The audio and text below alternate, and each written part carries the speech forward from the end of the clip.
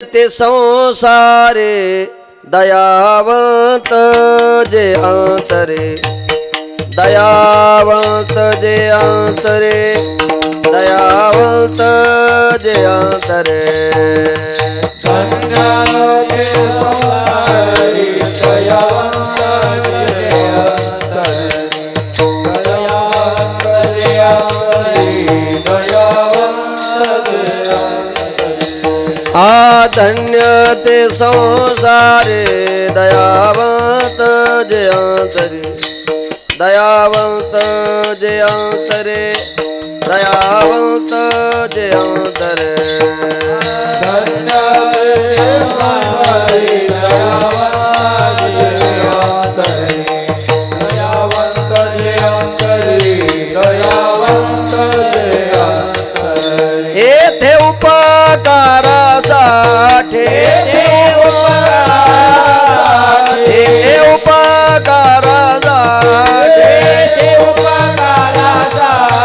येथे उपकारासाठी आले घर जावई कोंडे, आले घर जावई कोंडे, आले घर जावई कोंडे।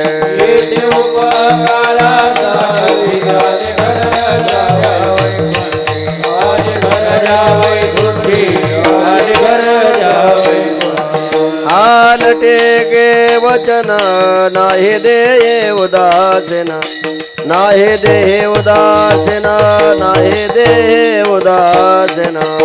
आलटे के वचन नाही दे उदासीना, नाही दे उदासीना, नाही दे उदासीना। येथे उपकारासाठी, येथे उपकारासाठी, येथे उपकारासाठी आले घर जावई कोंडे, आले घर जावई कोंडे, आले घर जावई कोंडे। येथे उपकारासाठी आले घर जावई कोंडे, आले घर जावई कोंडे, आले घर जावई कोंडे। आ मधुरावाणे ओटे तुका म्हणे वाव बोटे, तुका म्हणे वाव बोटे, तुका म्हणे वाव बोटे।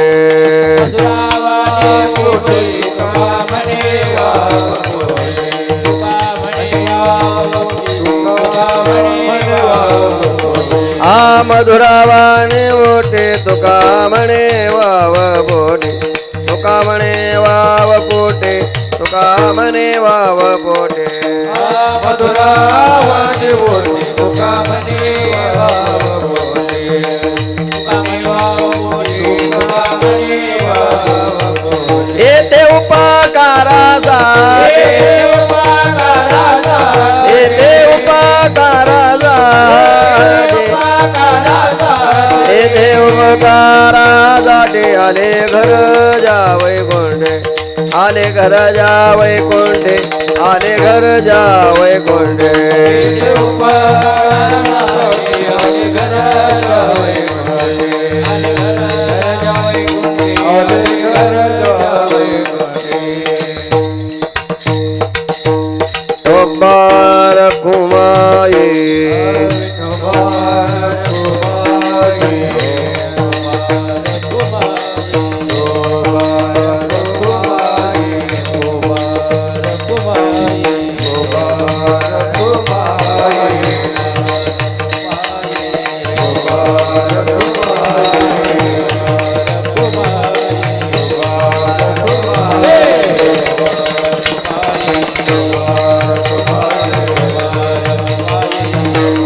Ah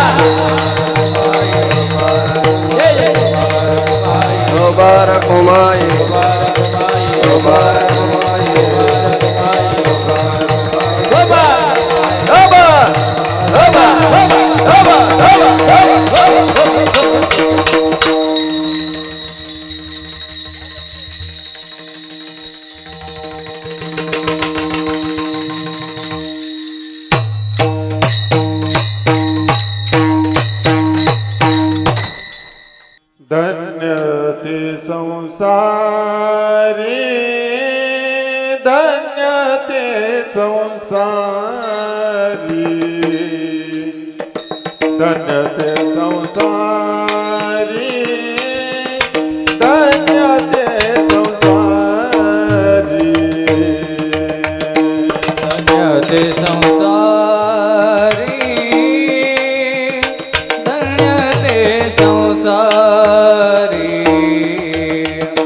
धन्य ते संसारी धन्य ते संसारी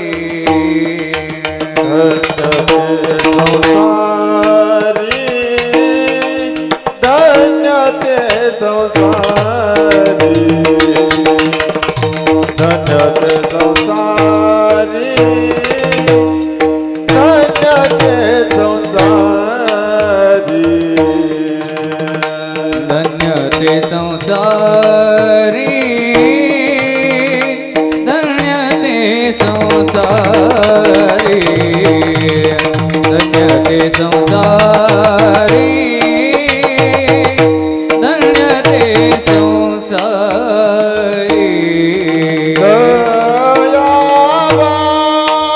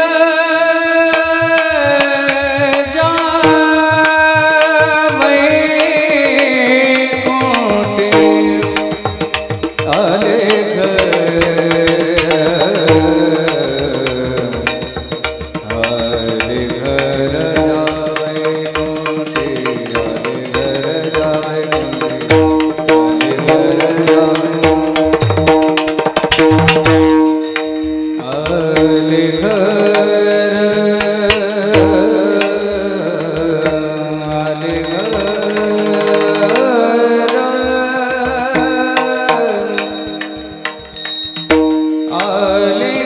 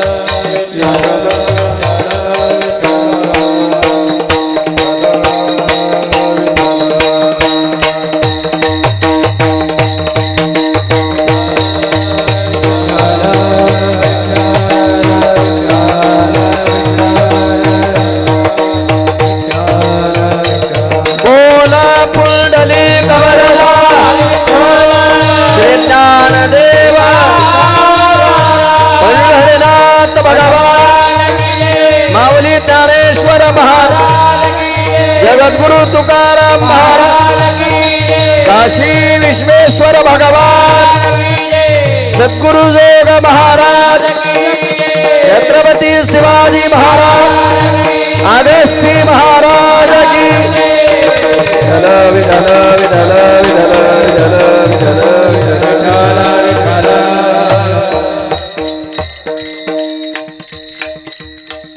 धन्यते संसारे, धन्यते संसारे दयावंत जे अंतरी, येथे उपकारासाठी आले घर जा वैकुंठी लटिके वचन नाही लटिके वचन नाही देहे उदासीन येथे उपकारासाठी आले घर जा वैकुंठी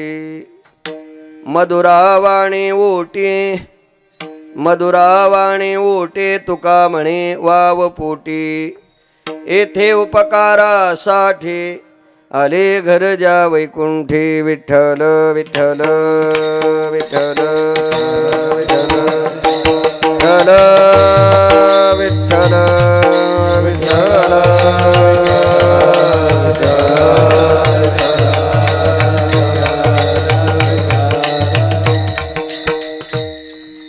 समचरण सरोजं सान्द्रनीलाम्बुदाभं जगणनिहितपानिं मण्डनं मण्डनानां तरुणतुलसीमाला कञ्जनं कञ्जनेत्रं सदयधवलहासं विठ्ठलं चिन्तयामि पांडुरंगा कुरु प्रथम नमन दुसरे चरण संताचिया त्यांच्या कृपादाने कथेचा विस्तारू बाबाजी सद्गुरु दास तुक नमो ज्ञानेश्वरा निवृत्ते उदारा सोपान देवा मुक्ताबाई नमो त्रिभुवन पावणे आद्यत्रे जननी देवाची ज्यांचे गावे केला वास त्यासे नसावे उदास मस्तक हे पायावरी या वारकरी संतांच्या श्री संताचे माथा चरणावरी साष्टांग हे करे दंडवत किंवा शरण शरण एकनाथा पायी माथा ठेविला नका पाहू गुणदोष झालो दास पायांचा सोनो पंत तथा कुणजनतया मामासी बोलती नामे शंकर शंकरा शुभकरा निसंग जो संगती पुण्यश्लोकीचा पुण्यनगरीचा मोती खरा शोभतो ऐशा संतवरा शुभकरा दांडेकरा वंदितो सेवेला सेवक झालो सेवेला सेवक झालो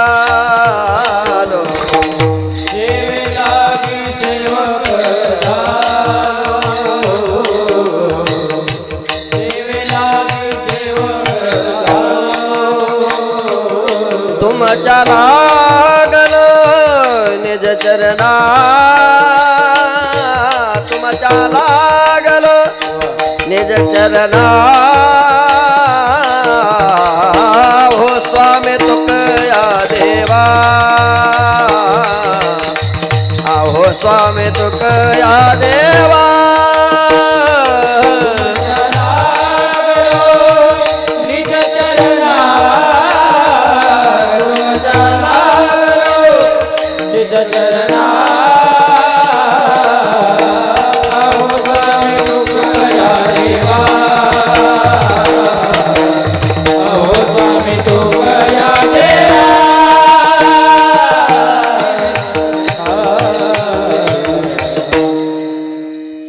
लागे सेवक झालो तुमच्या लागलो निज चरणा अहो स्वामी तुकया देवा यावरे न करावा अव्हेरू मनोबुद्धी अहंकार चित्तानि नाहु न च श्रोत्र जिह्वे न च घ्राण नेत्री न च योम भूमिर्न तेजो न वायु चिदानंद रूप शिवोहम शिवोहम विठ्ठल विठ्ठल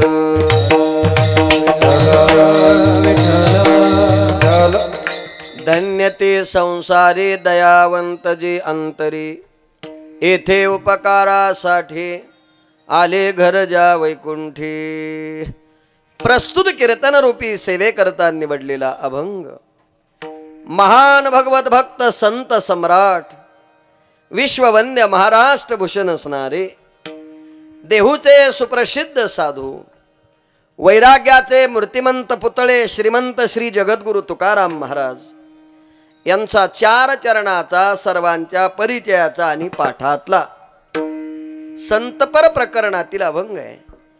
या अभंगामध्ये जगद्गुरु तुकाराम महाराज संसारिकाला धन्यता देतात. कोणत्या संसारिकाला? अभंगाच्या सुरुवातीला ते संसारी धन्य आहेत. उत्तर देऊन टाकलं, कोणते धन्य आहेत? दयावंत जे अंतरे, ज्यांच्या आत दया आहे आणि बाहेर दया आहे. आत आणि बाहेर दया ज्यांच्याकडे आहेत ते फक्त संत आहेत. आणि दया हा गुण ज्यांच्या द्वारा निर्माण झाला त्यांना संत म्हणतात. म्हणून दयावंत जे अंतरे. कोणते दया? मी 3 दया सांगेल, वेळ मिळला तर 4 सांगतो. देवाची दया, संताची दया आणि जीवाची दया. आणि चौथी दया प्रपंचिक जीवन जगत असताना बायकोची. म्हणून 3 सांगतो, वेळ मिळला तर चौथीकडे वळतो. देवाची दया कार्य करून घेतल्या जातं, मग त्याच्यावर दया केल्या जाते. देवाचं काम करावं लागतं. देव संतुष्ट झाला की त्याच्यावर दया करतो. 2-3 नावं सांगतो. रावणावर दया केली, जटायूवर दया केली. नारदानं सांगितलेल्या वचनाप्रमाणे वाल्मिकी झाला. कोण सांगत नाही सगळं, आता फक्त ध्यानात आणा दया. संतांची दया कशी? आता दया ते ऐसे पूर्ण चंद्रिका जैसे. किती दया करतात. मऊ मेना होणी आम्ही विष्णुदास, कठीण वज्रास भेदू, भले तरे देऊ कासेचे लंगोटी, नाठाळाच्या माथी हनू काठी. संत दया करतात पण त्याच्या पाठीमागे मोबदला नाही. देव दया करतो पण मोबदल्याशिवाय करत नाही. म्हणून दयावंत जे अंतरे. कोणती दया? भूत दया गाई, पशुचे पालन, तानिल्या जीवन वना माझी. त्रास जरी झाला तरी दया करतात, शिव्या दिल्या तरी दया करतात, घराला काडी लावली तरी, दगडानं मारलं तरी, काट्याच्या काठीनं मारलं तरी, अंगावर थुकला तरी. मग दयावंत जे अंतरे, ते दयावान आहेत, ते दया करतात. हे सांगण्याकरता तुकोबाराय म्हणतात आम्ही आलो. कुठून आले? येथे उपकारासाठी आले गरजा वैकुंठे. इथे 2 प्रश्न आहेत. संत महात्मे वैकुंठाहून तुमच्या आमच्यावर उपकार करण्याकरता आले असं ज्या अर्थी म्हणतात त्या अर्थी हे सिद्ध केलं पाहिजे तुकाराम महाराज गेले. आलो असं म्हणतायत म्हणजे गेलेलं पण मान्य करावं लागेल की नाही? पहिली गेल्याची प्रमाण सांगतो. आम्ही जातो तुम्ही कृपा असू द्यावी, सकाळा सांगावी. मार्च महिन्याच्या 12 तारखेला वाढ वेळ झाला. हे गेल्याची प्रमाण आहे. मग आल्याची प्रमाण तुम्ही सांगू शकता का? सांगतो ना. बाबा गेले कोण्या गावा, भागीरथी करी धावा. एक उत्तर. एका तेलिया कारणे संताजी महाराज जगनाडे. दुसरं उत्तर. आणि तिसरं उत्तर निळोबाराय करता आले म्हणजे गेले हे जर सिद्ध करायचं असेल आले हे तुम्हाला सांगावं लागेल. पण पुन्हा हे म्हणतो कशा करता आले. आडराणी भरले जग, उचेष्टाचा भाग शेष उरला तो. कशा करता? अर्थ लोपली पुराणे, नाश केला शब्द ज्ञानी, विषय लोभे मने साधने बुडविली. येथे उपकारासाठी अजून एक प्रश्न मला ठेवायचा आहे. तुमच्या आमच्यावर उपकार करण्याकरता आले असं म्हणतायत. आल्याचं कळालं, गेल्याचं कळालं, पण उपकार तरी कोणते करायचे होते? केले उपकार सांगू काय, बाप न करी ऐसे माय, धर्मे त्यांचे देखिले पाय, दिले अक्षय अभयदान. अरे तुमचे आमचे उपकार विसरून जातात माणसं. त्याच्यातही 3 प्रकार आहेत. कोणाकोणाचे उपकार कोणाकोणावर कशासाठी असतात? काहीचे उपकार स्वार्थात आहे, काही स्वार्थासाठी आहे, आणि काहीच्या उपकारामध्ये स्वार्थ नाही, फक्त आणि फक्त त्याच्यावर काय करायचे? उपकार. संत महात्म्यांचे उपकार जगापेक्षा वेगळेच आहेत. म्हणून केले उपकार सांगू काय, मग तुम्ही इथे येऊन आमच्यावर उपकार केले असं जर तुम्ही म्हणताय, मग इथे येऊन केलं तरी काय? तुम्ही वैकुंठाहून आलात, आम्हाला सांगू लागलात, आमच्याबद्दल काळजी करू लागलात, पण तुम्ही वैकुंठाहून आल्यावर काय सांगत होतात, काय बोलत होतात याचं तुम्हाला भान होतं का? तुकोबाराय म्हणतात तुम्हाला भान नसेल, पण आम्ही जरी वैकुंठाला गेलो आणि वैकुंठाहून आलो तर आम्ही जाताना जे बोलत होतो आल्यानंतर सुद्धा तेच बोललो. 5 वर्षापूर्वी एक बोलतो आणि पक्ष दुसरा झाल्यावर दुसरं बोलतो, असे लबाड नाहीत म्हणले आम्ही. आणि त्याची उत्तरं देतो पुन्हा. लटिके वचन नाही, प्रमाणसहित सिद्ध करतो. लटिके वचन नाही. आता म्हणताना कसं म्हणणार तुम्ही? लटिके वचन नाही देह उदासीन, हे चालीत आणण्याकरता, पण अर्थ लावण्याकरता लटिके वचन नाही आणि देही उदासीन. महाराज म्हणतात आम्ही लटक बोलत नाही, पुन्हा कसं बोलतात असा प्रश्न आहे. आम्ही लटके न बोलो, आम्ही लटके न बोलो. वर्तमान खोटे. तुम्ही 3 काळ सांगितले ना, भूत, भविष्य आणि वर्तमान. तुकोबारायने किती विचार केला असेल त्या काळातला, 17व्या शतकाचा विचार करा थोडा. वर्तमान खोटे या शब्दात वर्तमानातले सगळे बोलणारे कसे आहेत? खोटे आहेत, खोटारडे आहेत. पण आम्ही जे 17व्या युगात 17व्या शतकात जे बोललो ते इथून पुढे किती जरी युग झाले तरी ते खोटं होऊ शकत नाही, हे सांगण्याकरता आहे. लटिके वचन नाही, देह उदासीन. पण लोकांनी थोडी शंका घेतली. तुम्ही वैकुंठाहून आलात, बोलत होतात इथपर्यंत ठीक आहे, पण बोलताना तुम्ही देहावर नव्हतात. तुकोबाराय म्हटले आम्ही देहावर नव्हतो. असं जरी तुम्हाला दिसत असलो, जसं काही माणसं प्रपंचात असतात पण प्रपंचापासून अलिप्त दिसतात. काही माणसं सगळ्या सोबत राहतात पण आपला गुण सोडत नाही. काही माणसं कोणाच्याही पंक्तीला बसतात पण आपलं अन्न सोडून दुसऱ्याचं खात नाही. कळलं तर पहा माझं वाक्य. मग आम्ही जरी तुम्हाला असे दिसत असलो, आम्ही जरी बेवड्या बावड्यात, नरेंद्र भाऊ बरोबर बोललो मी, पण आमच्या वागण्यात आणि बोलण्यात बदल होऊ शकत. बर तो आत्ताचा नाही, चंद्र सूर्य असेपर्यंत आहे. आणि चंद्र आणि सूर्य कुठपर्यंत आहे? जोपर्यंत आमचं बोलणं आहे तोपर्यंतच आहे. काय संतांची वचन आहेत महाराज. लटिके वचन नाही, देह उदासीन. मग कसं बोलतात सांगा तरी एकदा. मधुरावाणी ओटी, तुका म्हणे वाव पोटे. मधुर शब्दाचा अर्थ गोड आहे आणि पोट शब्दाचा अर्थ हृदय आहे.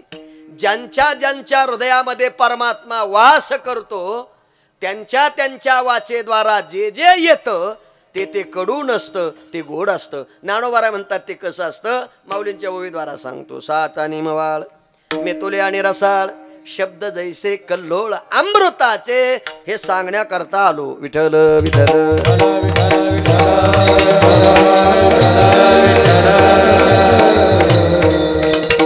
असा या अभंगाचा शब्दशः 4 चरणाचा भाव मी आपल्या समोर मांडला.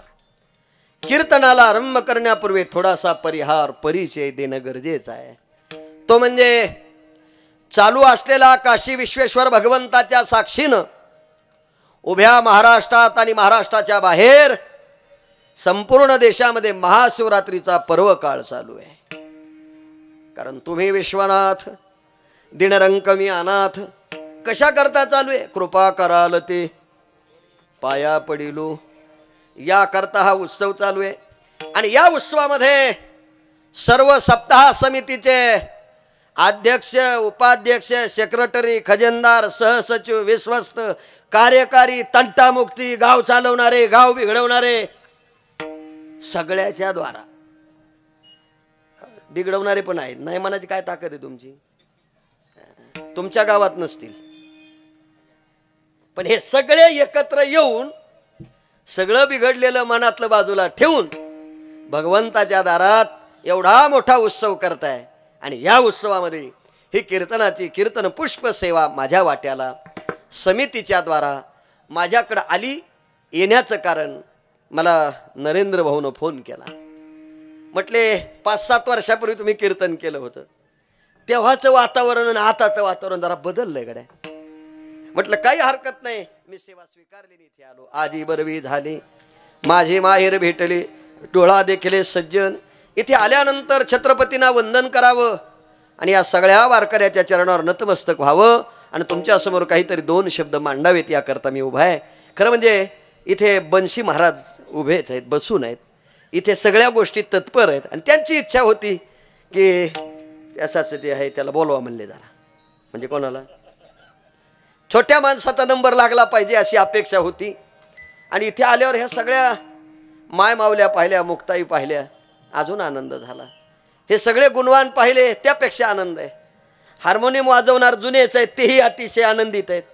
मृदंग वाजवणारे आमचे गुरुबंधू आहेत, इकडे गायनाचार्य गुरुबंधू आहेत, समोर माता पिता बंधू वर्ग आहे. फक्त माझा एक स्वभाव आहे, मला कीर्तनामध्ये चुळबुळ केलेली जमत नाही.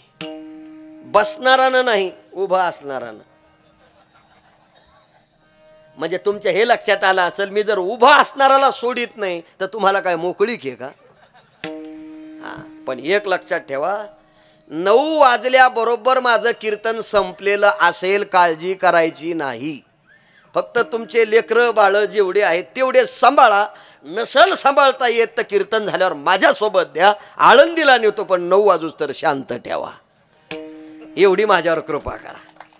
कारण एक वक्ता झाल्यानंतर वक्त्याला एखादा विषय कसा मांडायचा असतो आणि तो गळी कसा उतरवायचा असतो, त्याकरता एखादा लेखक आणि वक्ता व्हावं आणि व्याख्यान करावं म्हणजे तुमच्या लक्षात येईल. अभंगाचं चिंतन करायचंय, ते तुमच्या गळी उतरायचंय, उतरवलेलं तुम्हाला पटवायचंय, पटवलेलं तुम्हाला आवडलं पाहिजे. मग पुढच्या वर्षी तुम्ही मला बोलवणार नाही तर 7 वर्षानंतर बोलवता. बरोबर आहे की नाही नरेंद्र भाऊ? आणि म्हणून या निमित्तानं सेवेकरता जो अभंग निवडला तो अभंग जगद्गुरु तुकोबारायांचा आहे. या अभंगामध्ये जगद्गुरु तुकोबाराय संसारिकाला धन्यता देत आहेत. पण कोणत्या संसारिकाला आपल्याला याचं चिंतन करायचं आहे. आपण जर या कलियुगाचा विचार केला तर या कलियुगामध्ये प्रत्येक मनुष्य धन्य आहे, प्रत्येक मनुष्य धन्य आहे. पण प्रत्येक मनुष्य जी धन्यता देतो त्या धन्यतेच्या पाठीमागे त्याचा स्वार्थ आहे. विठ्ठल विठ्ठल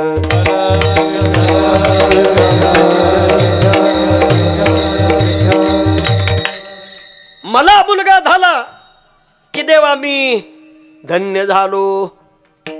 मुलगा झाल्यानंतर धन्य झालो म्हणणारे वर्गातले वर्ग माणसं लाखात 99% सापडतील, पण एकही काम भगवंताचं करायचं नाही. पण मी धन्य झालो पाहिजे असं म्हणल्याशिवाय तुम्ही 2 मिनिटाचा विचार असा बारीक करा. एकानं पेढे वाटायला सुरुवात केली. दुसऱ्यानं विचारलं का रे कशाचे पेढे आहेत? तो म्हणला काही नाही. 1972ला लग्न झालं आणि 84ला मुलगा झाला. कितीला? म्हणजे किती वर्षाचं अंतर पडलं? 12. म्हणजे 12 म्हणजे एक तर पूर्ण झालं. आता तसा जर विचार केला तर या वर्षी लग्न झालं ते पुढच्या वर्षी पाळणार. तेही माणसं पेढे वाटतात. पण त्यातलं कारण सांगतो, त्यातलं कारण सांगतो. या वर्षी मे महिन्यात लग्न झालं. हा सारखा सारखा लवकर म्हणजे माझं कीर्तन उरकत. मग या वर्षी लग्न झालं आणि पुढच्याच वर्षी जर मे महिन्यात मुलगा झाला तर पेढे वाटण्याचा आनंद नसतो. पण अलीकड पद्धत अशी आहे, पेढे वाटल्याशिवाय कळत नाही आपल्याला जोडे लवकर खायला जन्माला आलोय. जोडे कळले का? जोडे डोक्यात असते का? कुठं असते? पायात. म्हणजे पेढे वाटणारा ही तयारी ठेवायची. कोणती? जोडे खायची. मग वाटायचे का नाही तुमचा प्रश्न आहे, मी त्याच्यावर जास्त विस्तार करत नाही. पण ऐका, 1 वर्षानं जरी मुलगा झाला तरी माणसं पेढे वाटतात, 10 वर्षानं झाला तरी पेढे वाटतात आणि 12 वर्षानं झाला तरी पेढे वाटतात. फक्त फरक सांगतो, 1 वर्षानं झाला काही विशेष नाही, 2 वर्षानं झाला काही विशेष नाही, 5 वर्षानं झाला काहीच विशेष नाही. पण 12 वर्षानं जर मुलगा झाला तर विशेषातलं विशेष आहे. कारण यांचा पाळणा नव्हता पण शिवरात्रीच्या सप्त्यात वर्गणी दिली.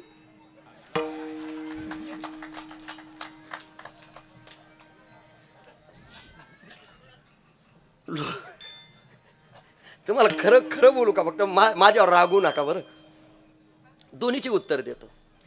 ग्रामदैवताचं ओझ, ग्रामदैवताचं ओझ हे तुम्ही या जन्मात जर फेडलं नाही तर पुढच्या जन्मात तुम्हाला फेडावंच लागतं. तुम्हाला सुट्टी नाही, सुट्टीच नाही. तुम्ही म्हणाला कस काय महाराज असं बोलता, तुम्हाला कोणी सांगितलं का? सांगितलं नाही. मी महाराज होतो पण तरी सुद्धा मला मे महिन्यात गावाला बोलवलं. म्हणलं कशाला? म्हणले आईच्या सुवासिनी आहे त्याच्याकरता डोकं ठेवायला ये. कोणी बोलिलं? माझ्या आईनं.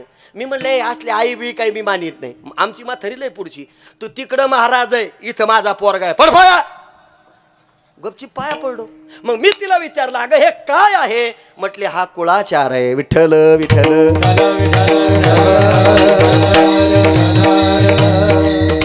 मग जर हिंदू धर्मामध्ये कुळाचार मान्य असेल तर आपल्याकडे आलेली आपली वर्गणी, आपल्याकडे आलेलं आपलं धन आपल्या ग्रामदेवतेला द्यावंच लागतं. तुमच्याकडे पोळा कोणता होतो? पौर्णिमेचा का आमुष्याचा? आमुष्याचा, बरोबर ना? मग आमुष्याचा जो पोळा असतो त्या पोळ्याला एक नारळ फोडतात का 5-5, 10-10 नारळ फोडावं लागतात? मारुतीला एक फोडतात. पण तुमच्या शेतात जिथं कुठं इरोबा, पिरोबा, मसोबा, गोविंदराव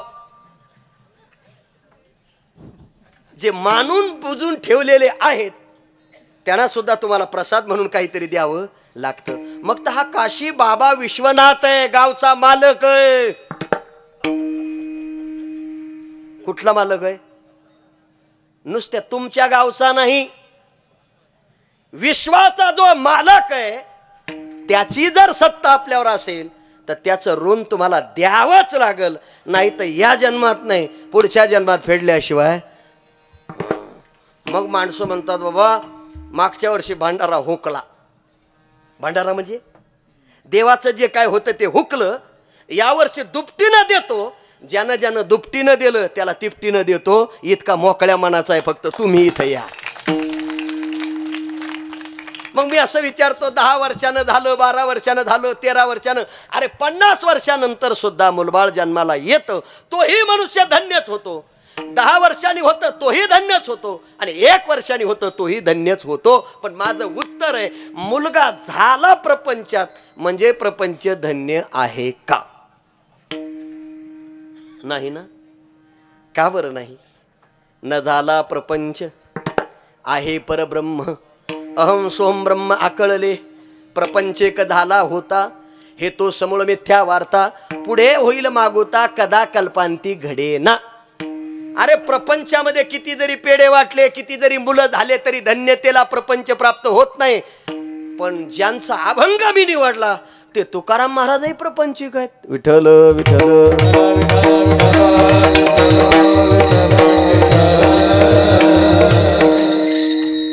तुकाराम महाराज कोण आहेत? तुकाराम महाराज दिसण्याकरता तुमच्या आमच्यासारखे तुमच्या आमच्यात राहत होते, तुमच्या आमच्यासारखं बोलत होते. त्यांना घर प्रपंच, आपल्याला घर प्रपंच. त्यांना बायको, आपल्याला बायको. त्यांच्याकडे शेती, आपल्याकडे शेती. ते पीक राखत होते, आपण पीक राखतो. ते विठ्ठल विठ्ठल म्हणतात, आपण विठ्ठल. फरक एवढाच आहे त्यांना नेण्याकरता देवाचं विमान आलंय, आपण मेल्यावर कांदेकरी येत नाही. भाग्या मी तुका देखिएला, भाग्या मी तुका देखिएला, भाग्या मी तुका देखिएला,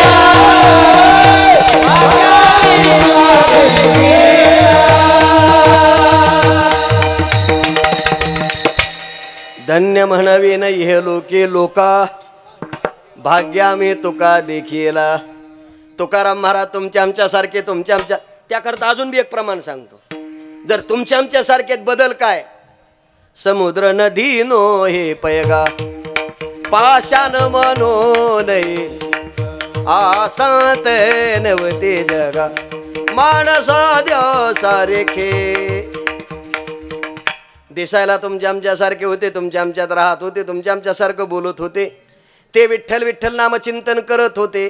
पण फरक असा होता, त्याने विठ्ठल परमात्मा सोडून मात्रा सुद्धा दुसरी घेतली नाही आणि विठ्ठल परमात्मा सोडून मंत्र सुद्धा दुसरा स्वीकारला नाही. विठ्ठल परमात्मा सोडून दैवत दुसरं मानलं नाही आणि विठ्ठल परमात्माच माझ्या कुळाचं दैवत आहे म्हणून त्याची उपासना केली. तेही धन्यच आहे, आपणही धन्यच आहे. फक्त फरक एक आहे, त्यांनी एका देवाला मानलं आणि आम्ही प्रपंचात सगळ्या देवाचा गोंधळ घातला म्हणून एकाचाही गोंधळ नीट होत नाही. मग त्यांना नेण्याकरता विमान आलो, आम्हाला काय येत नाही. सगळ्या गोष्टी सारख्या. त्याची मुलगी रडत होती, आपली रडती. त्यांचंही पोरग थोडं बोल, तुम्हाला कळण्याकरता बरं. सगळ्या गोष्टीचा जर बारकाईने विचार केला तर सगळं समसमान आहे का नाही. पण मग त्यांनाच विमान आहे आपल्याला का नाही, त्याचं उत्तर आहे का. ते पीक राखण्याकरता जात होते तेव्हा पक्षासाठी पळसाच्या पानाचं धोरण तयार करत होते आणि त्यामध्ये पाणी भरून ठेवत होते. आम्ही कपाळाला गंध लावतो, तास 2 तास देवपूजा करतो. आम्ही पीक राखण्याकरता जातो पण जाताना गोफणन दगड सोबतच नेतो. वेडा आहेस रे बाळा. ही वृत्ती जर तुझ्या अंतकरणात त्या पशुबद्दल असेल तर नाही म्हणावं लागेल का त्यांना, भाग्य आम्ही तुका धन्य म्हणवीन इहलोके. कोण कोण सांगितले ऐका. धन्य महाराज जन्मले संसारी, धन्य महाराज जन्मले संसारी, जे ध्याते अंतरे नारायण,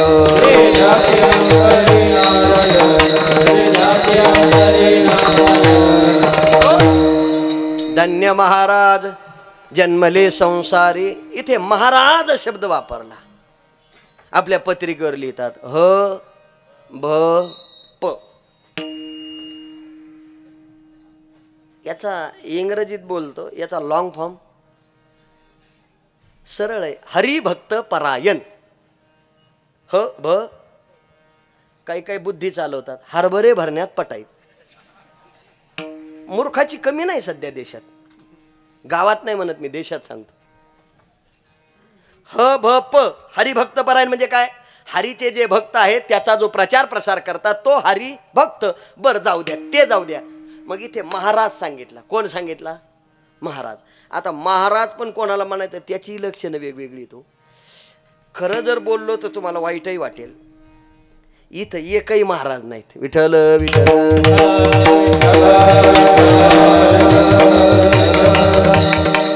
आमच्यासह आणि मी चॅनलवर बोलतोय. महाराज हा जन्मला मृत्यूलोकी, दुजे उपमा ना ढळे इहलोकी. ही उपमा दुसऱ्याला भवसिंधुसी बांधिला सी तुझेने, अनाथा दिना कारणी तुकयाने. तुका भासला मानवी वेशधारी, परिहालिला विग्रही निर्विकारी. कोण महाराज आहे, कोण महाराज आहे. माफी मागून बोलू, अलीकडे बेवडे सुद्धा महाराज आहेत. काय म्हणणं आहे. मी एका गावात कीर्तनाला गेलो आणि 2 किलोमीटर गाव होतं नरेंद्र, मला माहीतच नाही.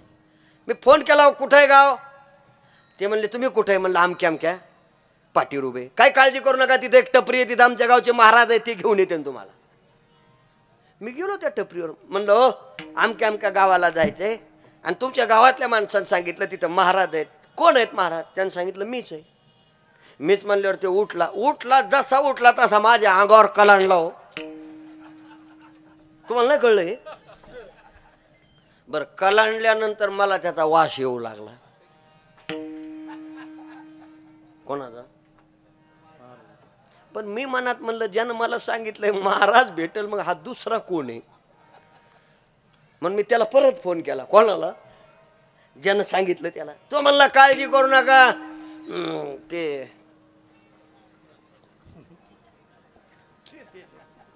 ते जरी त्याच्यातले असले. कशातले.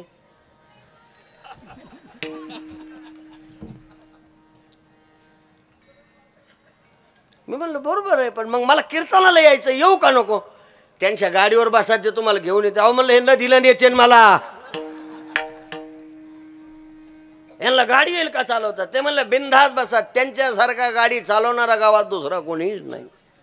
मी शेवटी त्याला कळावं म्हणून फोन केला होते, लय पेलेले आहेत मला पाडतील म्हणले. ते डरमभर जरी पेले तरी गाडी घेऊन मंडपात येतील. आता मला एक सांगा, असल्या लोकाला जर टोपण नावानं तुम्ही महाराज म्हणत असाल तर अवमान नाही का? अवमान नाही? म्हणून मी तुम्हाला पहिलं उत्तर दिलं, आम्ही सुद्धा महाराज होऊ शकत नाही. ते कोण महाराज आहे? महाराज हा जन्मला मृत्यूलोकी, दोजे उपमा नाढळे, ही उपमा दुसऱ्याला कोणाला शक्य नाही. आणि जे महाराज आहेत त्यांच्याकडे काम नाही, त्यांच्याकडे क्रोध नाही, त्यांच्याकडे लोभ नाही, आणि त्यांच्याकडे मोहही नाही. काम क्रोध निमाले, काम क्रोध लोभ निमाले ठाई. काम क्रोध लोभ निमाले ठाई.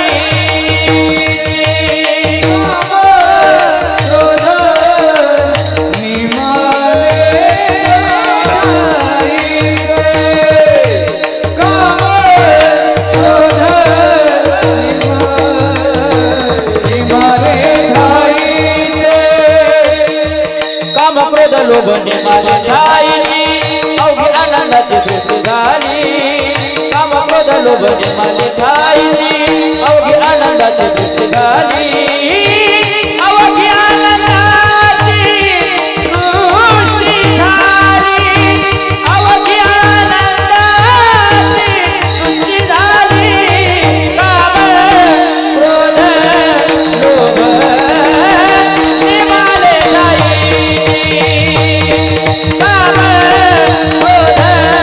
लोभ निमाले ठाई.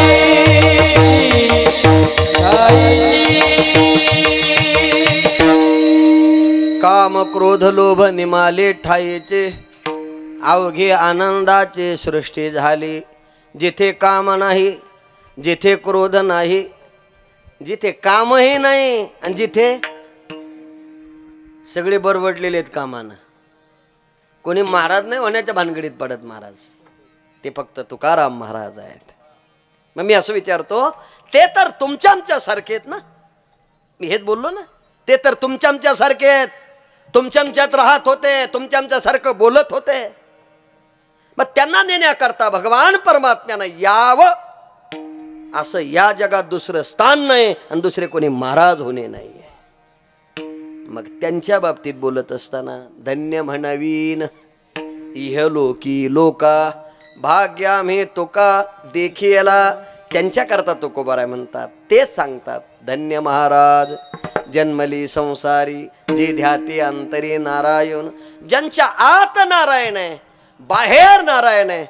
आता मला सांगा, काहीच्या आत नारायण आहे, काहीच्या बाहेर आहे. कोणाच्या आत एक आहे, कोणाच्या काही काही कीर्तनात बसलेत पण मनात एकच वेगळंच चालू आहे. काहीच्या फक्त मनात एकच आहे, 9ला संपतंय, जागा मिळते का नाही, कशाला? त्यांना महाराजाचं घेणं नाही, कीर्तनाचं नाही. पण काही काहीच्या मनात आहे, काल असं कीर्तन झालं, परवा तसं झालंय. आता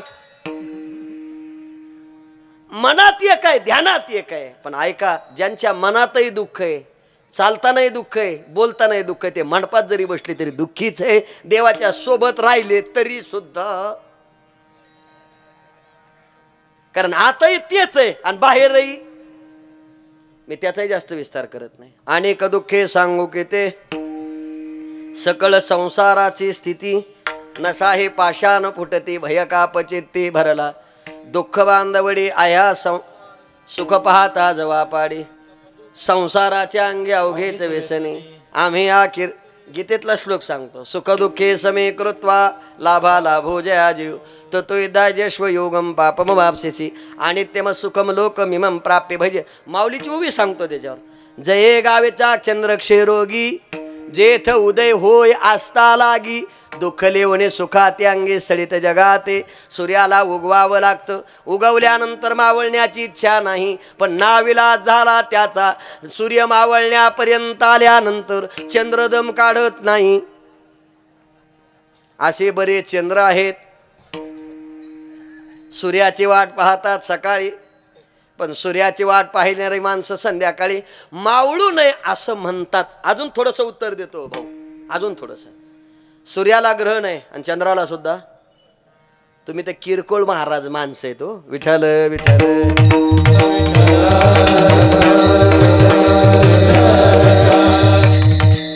आहे का नाही त्याला त्रास कोणाला? सूर्य म्हणजे तुमच्या गावचा सूर्यभान नाही, सृष्टीला प्रकाश देणार आहे त्याला सुद्धा अशी कोरीत येत. कोणाला? ते कोरण तरी वर्षात एकदा, 6 महिन्यात एकदा आहे, पण रोजच आहे ना उगायचं. आणि उगवल्यावर त्याची इच्छा असते आता आपल्याला मावळायचं नाही. चंद्रदम काढीत नाही. बर, चंद्रालाही असं वाटतं आता माझा उगम झालेला आहे, आता माझ्या पुढे कोणीच नाही. चांदण्या निघाल्या, चांदण्या. अशा काही काही चांदण्या आम्हालाही लय त्रास देतात. त्या अर्ध्या अळकोंडांना पिवळ्या झालेल्या ज्या चांदण्या आहेत ना कीर्तना भाजनातल्या, लय त्रास देतात त्या. त्याला वाटतं मी म्हणजे सूर्यच आहे, मी म्हणजे चंद्रच आहे. अरे जिंदगी गेली 29 वर्ष घातलेत परमार्थात, साधन आहे. आणि हे चॅनल समोर म्हटलं मी आहे, अजून सुपारीचं सुद्धा व्यसन नाही. असं काय करत म्हणजे चांदण्या सुद्धा दम काढीत नाही हो. बरं ठीक आहे, चांदण्याचं सोडा, पण चंद्राला असं वाटलं ह्या माझ्याच आहे. कोणाच्या? माझ्याच आहे. आपण यांना घेऊन राहू. राहू म्हटला चंद्र, पण सकाळी सूर्य बाहेर आला. आता सूर्य निघल्यावर चंद्राला त्याचं सुख आहे का दुःख आहे? दुःख आहे ना. सूर्याचा उदय झाला आणि आस्ताला आल्यावर पुन्हा चंद्र निघला, सूर्याला त्याचं सुख आहे का दुःख आहे? दुःख आहे. एक लक्षात ठेवा, या जगतामध्ये असा एकही व्यक्ती नाही, प्रपंच करो अगर न करो त्याला या गोष्टीला सामोरं जावं लागणार, कोणी असो. मी त्याचं अजून एक उत्तर देणार आहे. ना तरी सरोवर आटले राणी दुखिया दुखे भेटले, का वांज फुल फुलले झाड जैसे. आमच्या तुकोबारायांनी काय प्रपंच केला. प्रपंच करताना तुकोबारायांनी आपल्या प्रपंचाचं वर्णन करताना इतकं मोठं करून टाकलं, जनधन तन केले तृणा हे समान. सगळे सोडले, सगळे, कोणी ठेवलं नाही प्रपंच, कोणीच नाही. पण मी असं विचारतो, मग त्यांच्याही वाट्याला प्रपंचामध्ये सुख दुःख होतं आणि आपल्याही वाट्याला, मी असं विचारतो, त्या काळात दुष्काळ पडला, दुष्काळ. आता तुकाराम महाराज हे श्रीमंतातले श्रीमंत होते, कारण तुकाराम महाराजाचे वडील त्या काळातले मोठे शावकार होते. शावकार म्हणजे व्याजानं धंदा असतो त्याला म्हणायचं इथं. ते त्या काळातले शावकार म्हणजे कोणते? गोर गरीबाला जर काही नसलं तर तुकोबाराच्या दारात पंक्तीच्या पंक्ती चालायच्या आणि लोक अन्नधान्य घेऊन जायचे, त्याला काय म्हणतात? आता त्यांच्याच घरात त्या काळात दुष्काळ पडला. दुष्काळी आटीला द्रव्य नेला मान, श्रीकांनान्न करता मेली. महाराजाच्या धर्मपत्नी गेल्या, महाराजांच्या वाट्याला थोडं बहु कमी अधिक दुःख आलं, पण तुकोबाराने तेही दुःख मानलं नाही, मानलं नाही. काय खावे आता कोणेकडे जावे, काय खावे आता कोणेकडे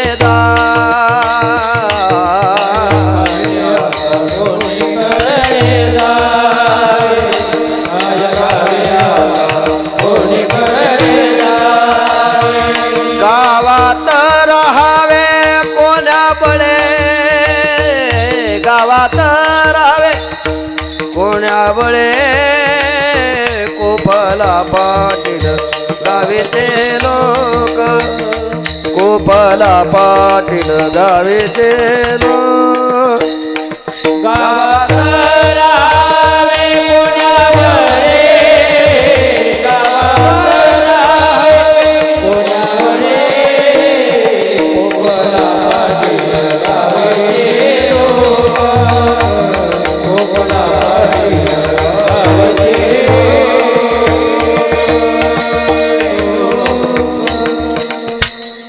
काय खावे आता कुणीकडे जावे, गावात राहावे कोण्यावळी.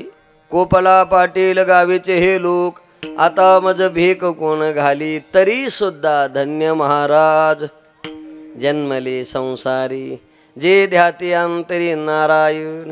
एवढं मोठं दुःख वाट्याला आलं. एका साधकानं तुकोबाराला विचारलंय, महाराज हे दुःख तुमच्या वाट्याला आलंय. तुमच्या धर्मपत्नी तुम्हाला सोडून गेल्यात अन्नान्न करता. निदान एकांतात भजन करताना कधीतरी तुमचं स्वप्न त्यांच्याबद्दल आलंय का? तुकोबारा म्हणतात स्वप्न येण्याकरता आणि ते बायकोचं येण्याकरता झोप लागली पाहिजे ना. आता मला सांगायचे दोन अर्थ केले तुम्ही.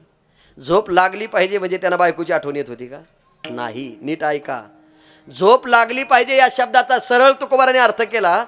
पांडुरंग परमात्मा सोडून झोपच लागत नव्हती तर स्वप्न पडण्याचं काही कारण नाही. आणि त्यालाही महाराजाचं प्रमाण सांगतो. दुःख ते कयेचे नये स्वप्नासी, भुक्ती मुक्ती झाल्या कामारी दासी. त्याचे वर्म तो आम्हा पासी, सुखे राहील प्रेमाची. तुकोबाराय म्हणतात स्वप्न पडण्याकरता झोप लागली पाहिजे ना. झोपच लागत नाही तर स्वप्न पडण्याचं काय कारण आहे? आता साधं गणित आहे. माणसाला झोप लागते का? झोप लागते? तुम्हाला झोप लागते का? नाही नाही, दिवसा नाही लागत, रात्रीच लागते. तुमचं नाव काय म्हणजे? राजेंद्र भाऊ. झोप लागते तुम्हाला? हा पण लागते. झोप लागल्यावर स्वप्न पडतं का झोपण्याआधी पडतं? झोप लागल्यावर. हुशार आहे ते. झोप लागल्यावर स्वप्न पडतं. पण मला तर जागा असताना स्वप्न पडतो. आता तुम्ही असं म्हणाल माझ्या गोळ्या संपल्या. हा साहजिक आहे ना, कारण स्वप्नाची स्थिती ही झोपेतली आहे, जागृतीतली नाही, हे मान्य आहे. पण स्वप्न पडण्याकरता जागृतीत त्याचं अगोदर काय करावं लागतं? चिंतन, स्मरण, ध्यान, आठव,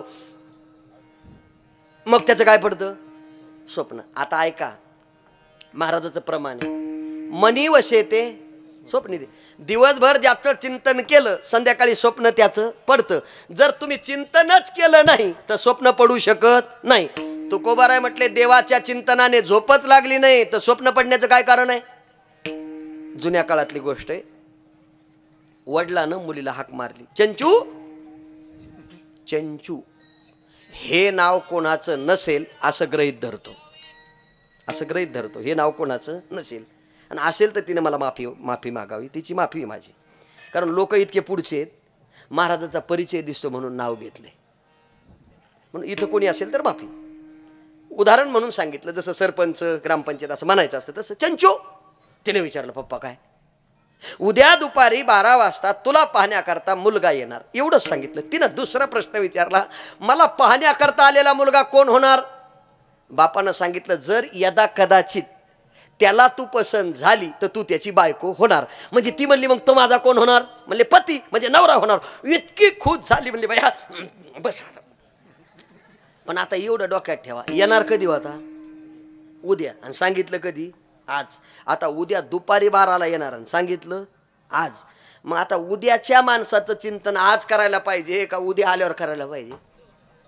हो, बाप सांगून निघून गेला आणि चंचूच्या डोक्यात तेवढंच.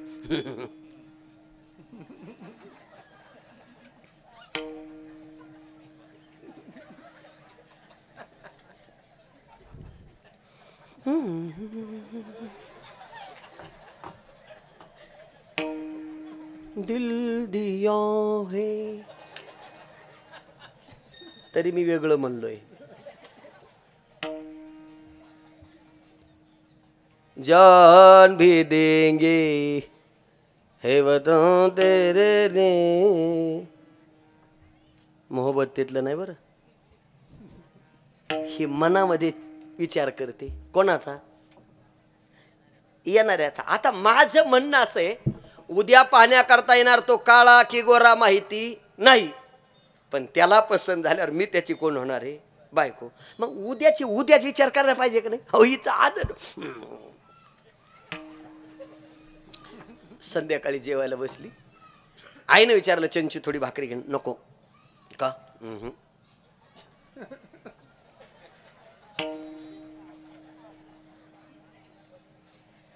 मनातही तेच आहे आणि ध्यानातही, चालताना तेच आहे, बोलताना तेच आहे.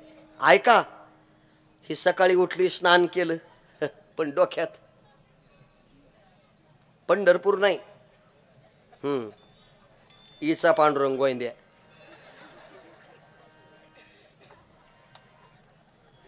दुसऱ्याचं नाव नको म्हणून माझं घेतो. दुसरं काहीच नाही, एकच डोक्यात. पण आता नीट आहे का, बरोबर दुपारी 12:30ला मोटरसायकल आली. कितीला? 12:30ला. आता बापानं सांगितलं होतं उद्या 1 येणार आहे, पण येताना ते 2 आली. मोटरसायकल किती आले? 2. त्या दोघायला पाहिल्यावर पळत आली, म्हणली बाप्पा तुम्ही म्हणले 1च आणि हे तर 2 आहेत, मग माझा कोणचा? आता कोणता म्हणल्यावर बापानं सांगितलंय बघ, पुढं बसलेला जो आहे ना तो नाही, मागे जो काळा शर्ट घातलेला आहे तो. ऐका, महिला मंडळाची नजर इतकी मजबूत असते ना महाराज, पोलीस चुकू शकतो पण महिला चुकू शकत नाही. फक्त तिनं पाहिलं पाहिजे त्याला. कोणाला? ते पुढची मोटरसायकल विसरली, पुढचा ड्रेस विसरला, आणि मागच्याचं निरीक्षण केलं. इतकं निरीक्षण, इतकं, एवढं देवाला पहा गड्या हो. पण तुम्ही मला उलटा प्रश्न विचारणार आहे, तोच आमचा देव आहे ना, असं विचारणार ना. पण तुम्ही काही देवासारखं त्याला वागणूक देत, कारण तुम्ही हल्ली कोणालाच वागणूक नीट देईना, कारण तुम्ही मुख्यमंत्र्याच्या बहिणी झाल्यात ना.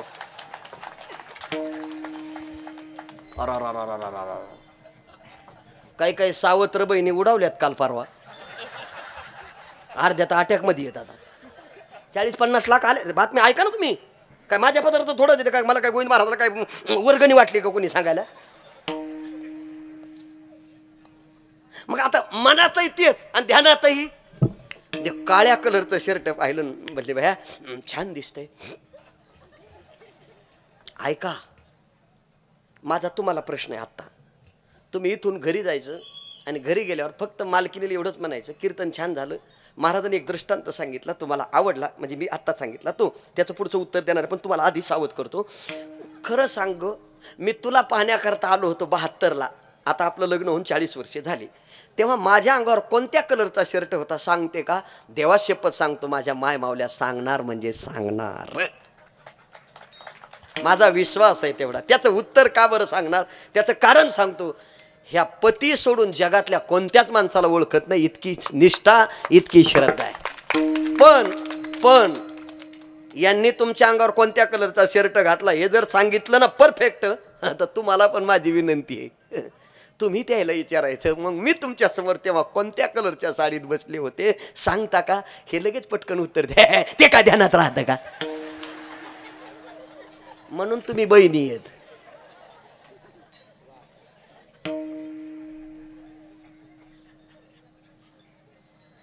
पण म्हणलं मग आता करायचं काय? डोक्यात तेच ना. ते मोटरसायकलून उतरलं, घरात आलं, चहा झाला, पोहे झाले, मुलगी समोर ते पाहणं झालं. मग विचारलं कशी आहे? मुलांना सांगितलं फोन करून सांगू. हे निघून गेले. मुलीनं ज्याला पाहिलं, मनामध्ये घर केलं, खूप छान दिसतो, आवडल्यानंतर अशी अवस्था झाली, कोणाला सांगू, कोणाला बोलू, पण निरोप येत नाही. मला आता आवडला, माय म्हणत होती राम सीतेची जोडी, खरं म्हणते ग बाई मला आलंय. आता तुम्हाला मला कळलं काय झालं असेल त्या बिचारीला, एवढी टेन्शन मध्ये आली, पण निरोपच येईना. साडी काढली नाही तशीच उठायची ना आरशात जाऊन पाहायची.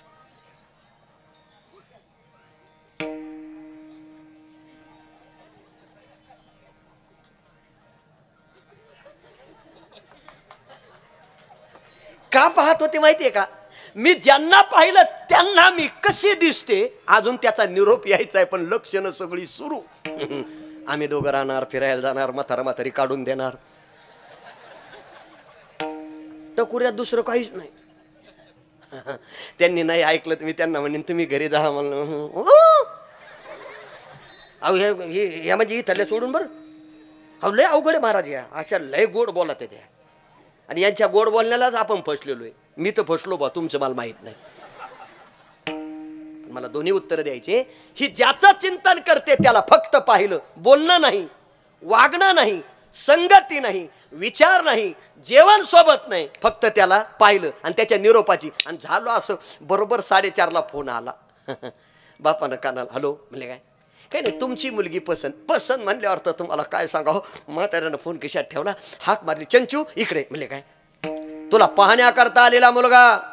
सांगा ना सांगा ना, त्याला तू पसंत आहे. पसंत शब्द ऐकला,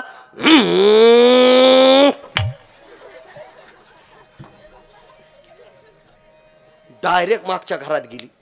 तिथं कपाट होतं आणि त्याला आरसा होता. आता मी ज्याला पसंत झाले त्याला मी कसे दिसते याची कल्पना ती आरशात करत होती. आरशात गोविंदराव नव्हते, ते कीर्तनात होते. आणि पाहत होती कुठं, पाहता पाहता इतकी मग्न झाली आरशाची काच सुद्धा राहिली नाही. म्हणजे तुम्हाला माझी कल्पना कळली असेल मला काय म्हणायचं. त्या काचालाच ओवाळू लागली. पिट्टू काय चुक चुक चुक चुक.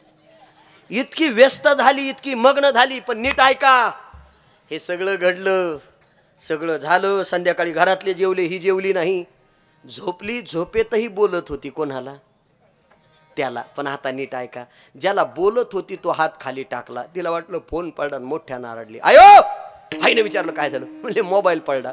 म्हातारी म्हणली अजून नंबरच नाही आला. तर पडला कुठून ग. डोळे चोळीत उठली, 1:30 वाजला, कळालं. आता दृष्टांत संपला. सिद्धांत ऐका, हिनं ज्याला पाहिलं त्याचं वागणं माहीत नाही, त्याचं बोलणं माहीत नाही, त्याचं चालणं माहीत नाही, काय खातो माहीत नाही, काय पितो माहीत नाही, कोणत्या सवय माहीत नाही, तो कसा आहे माहीत नाही. फक्त पसंत एवढं कळलं की सर्वस्व त्याला समर्पित केलं. आणि संध्याकाळी स्वप्न त्याचं पडलं. कोणाचं, त्याचं. अजून लग्न व्हायचं राहिलं. मग मी असं विचारतो, नुसतं पसंत एवढं कळल्यावर जर स्वप्नात येतो, आम्ही आयुष्य त्याच्याकरता जगतो तरी स्वप्न त्याचं पडत नाही. तुकोबाराय म्हणतात ते सत्यच आहे. पांडुरंग ध्यानी पांडुरंग मनी, पांडुरंग ध्यानी पांडुरंग मनी, पांडुरंग ध्यानी पांडुरंग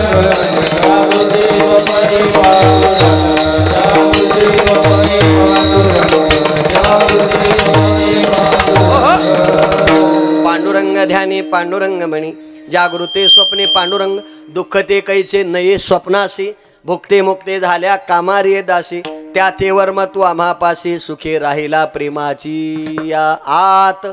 आणि बाहेर जो परमात्मा आहे ते महाराज संसारिक आहे, पण कोणते. धन्य जगी तोचे एक हरे रंगे नाचे, धन्य जगे तोचे एक हरे रंगे नाचे, धन्य जगी तोचे हरे रंगे नाचे, धन्य जगी तोचे हरे रंगे नाचे. राम कृष्ण वासुदेव सदा स्मरे वाजे, राम कृष्ण वासुदेव सदा स्मरे वाजे, धन्य जगी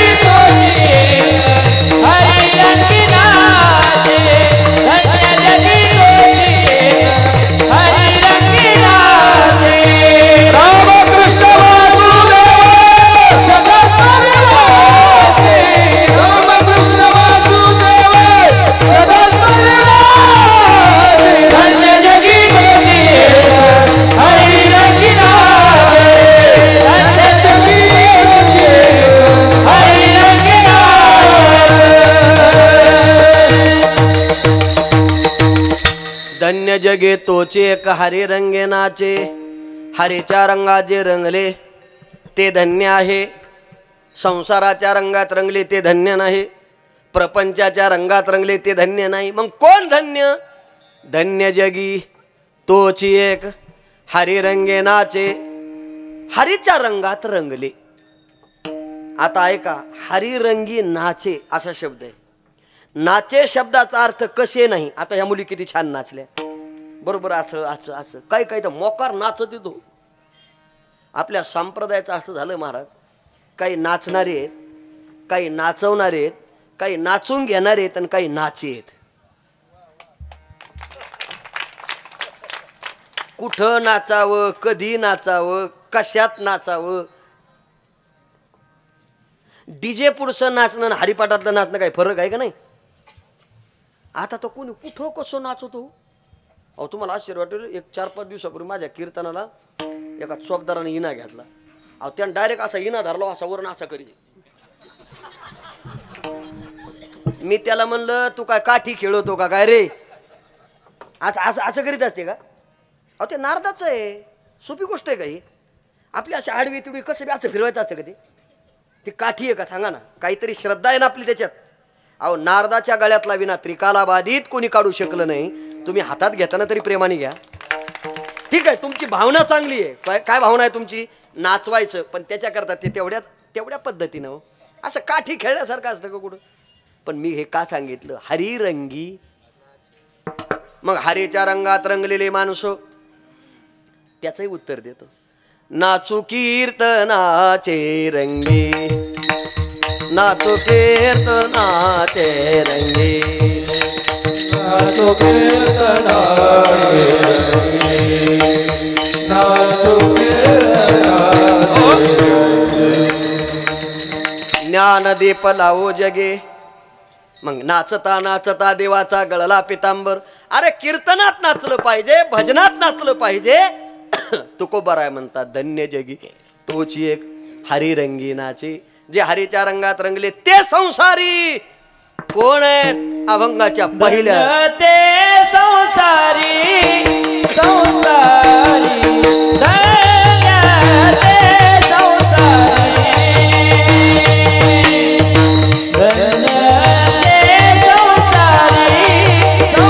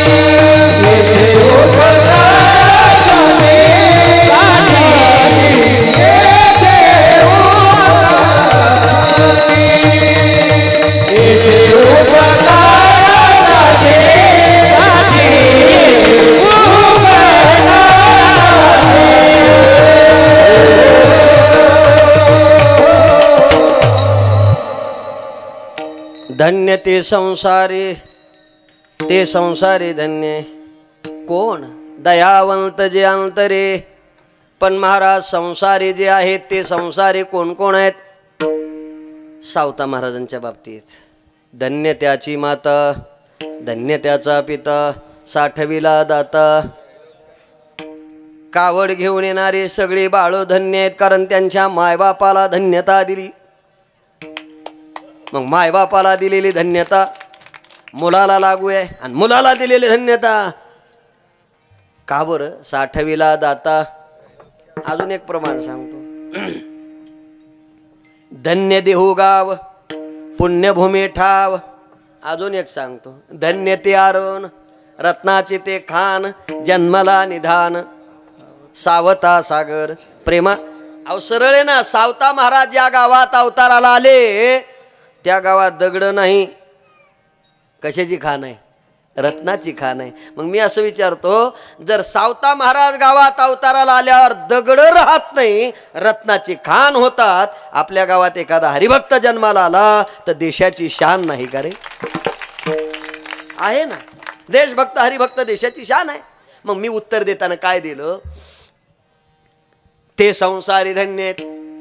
कोणते संसारी? दयावंत जे अंतरे, ज्यांच्यात दया आहे, बाहेर दया आहे. दयेचे 3 प्रकार आहेत. देवाची दया वेगळी, संताची दया वेगळी आणि जीवाची दया वेगळी. ऐका, देव प्रत्येक माणसावर दया करतो. एक प्रमाण सांगतो पाठातलं सगळ्याचं. मागे पुढे उभा, आली आघात, हाय ना सगळ्याच्या पाठ. कोठे गुंतलासी द्वारकेच्या राया, कोठे गुंतलासी द्वारकेच्या राया, वेळ काल गया राविला, वेळ काल गया राविला.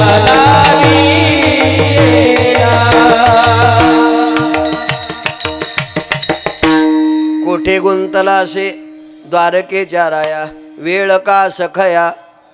ऐका, द्रौपदीचं वस्त्रहरण करायचं ठरलं, बरोबर ना? का कुंतीचं? हा हा, म्हणजे तुम्ही ध्यानावर आहेत का नाही कळत मला. मग का माझं चुकलं? मग कोणाचं आहे नेमकं? द्रौपदीचं, बरोबर आहे. मग मी असं विचारतो, द्रौपदीचं वस्त्रहरण करणारा कोण होता? कोण? दुःशासन, बरोबर आहे. पण जेव्हा वस्त्रहरण करण्याकरता उभा राहिला, एका स्त्रीची आबरू राखावी म्हणून तिनं जेव्हा इथून त्याला हाक मारली, कोणाला? बरोबर ना? आणि हाक मारल्याबरोबर त्यानं नुसता असा हात केला. वस्त्रच काय, कौरवे पांचाली सभेवाली आली, वस्त्रे रहिती झाली माऊली, वस्त्रे रहिती झाली माऊली, माऊली, माऊली. कौरवे पांचाळे सभेमध्ये आणले. वस्त्रे हरणे नुसता हात केल्याबरोबर कंपनीचा मालक झाला. सुरतला गेला, तिथून डायरेक्ट एक तागा घेतला. कोणी? अहो, ते गोविंदरावचं काम नाही, या मालकाचं काम आहे. इथून जे साडी निघाली, वाढणारे थकले, झोपले नाही, वर गेले म्हणा ना. मग मी असं विचारतो, त्यानं नुसता असा हात केला तर आमच्या मातेची आबरू त्यानं राखली.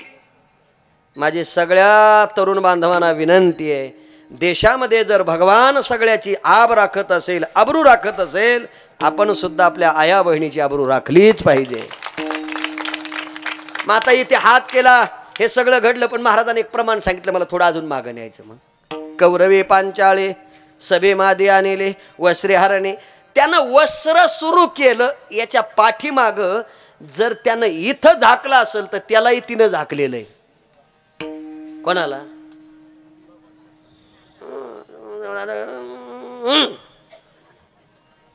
चला कुठपर्यंत? वरात निघाली. ती वरात कोणाची? वसुदेव देवकीची. हिच्या पोटी जन्माला येणारा 8वा आणि 7वा गर्भ झाकलंय. मी असं विचारतो, ही आठवण तेव्हा करून नाही दिली, पण तिनं माझा सांभाळ केला. त्याच्या उतराई होण्याकरता त्यानं नुसता असा हात केला तर ओके केलं. पण माझं मत आहे, हा हात करून जिला वस्त्र दिलं, अगोदर तिच्याकडून झाकून घेतलं, काम करून घेतलं, सांभाळ करून घेतला, नाही का अप्पलपोट्या? हा काय म्हणणं आहे तुमचं? म्हणजे तुमचं सगळं अगोदर करून घेतो आणि मग तुम्हाला काय करतो? याला उपकार नाही म्हणत.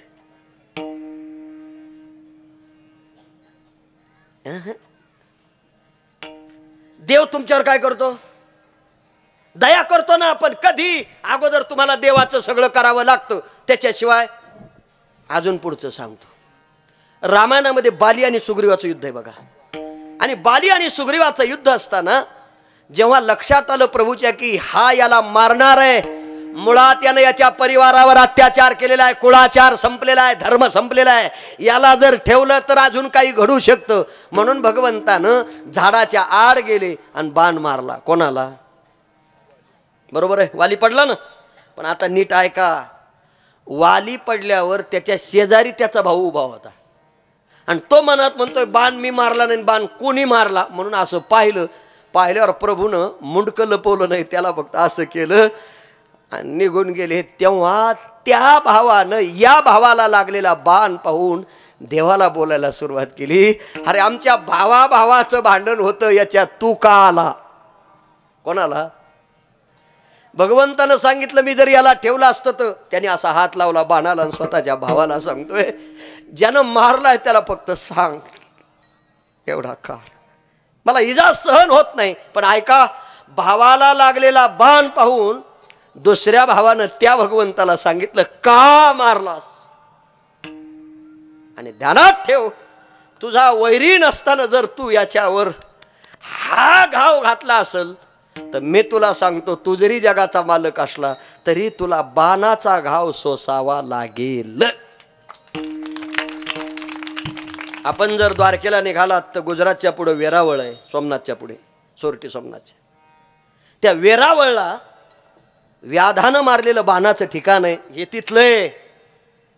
ठीक आहे ना, तुम्ही सांगता ना तो तुमच्यावर सगळ्यावर सारखं त्याला भोगावं लागलं, नाही दया दाखवली. बरं जाऊ द्या, अजून सांगतो. सीता चोरून नेली कोणी? रावणानं. का नेली होती? एवढा इतिहास मला वेळ नाही सांगायला, 7 दिवस मग कथा ठेवावं लागेल, पण येतच नाही मला. पण मला उत्तर कीर्तनापुरतं द्यायचं. झालं असं, सीतेला चोरून नेल्यानंतर सगळ्यांनी सांगितलं रामाला शरण जा आणि सीतेला सोडून द्या. कोणाचंच रावणानं ऐकलं नाही. स्वतःचा मुलगा गेला, दुसरा भाऊ गेला, पण या भावातला एक भाऊ लय हुशार होता, नरेंद्र भाऊ विभीषण. त्यानं ओळखलं इकडे राहण्यात काय मजा आहे. अरे समझने को इशारा ही काफी होता है. चलू द्या म्हणलं आपली दिंडी. म्हणती बिभीषण शहाणा, पण नीट ऐका, बिभीषण फक्त शरण आला, प्रभूनं त्याला लंका दिली. इथपर्यंत ठीक आहे, पण बिभीषणाचाच प्रभूला प्रश्न आहे, जर रावण शरण आला तर मी माझे पण त्याला देऊन टाकेल, इतका उदार आहे. पण त्याच्या पाठीमागं कारण आहे. तुम्ही सांगता ना तो दया करतो पण फुकट नाही करीत, त्याच्या पाठीमागं कारण आहे. काय कारण आहे का? आता सगळे संपले, मुलगा संपला, शेवटी रावण निघाला.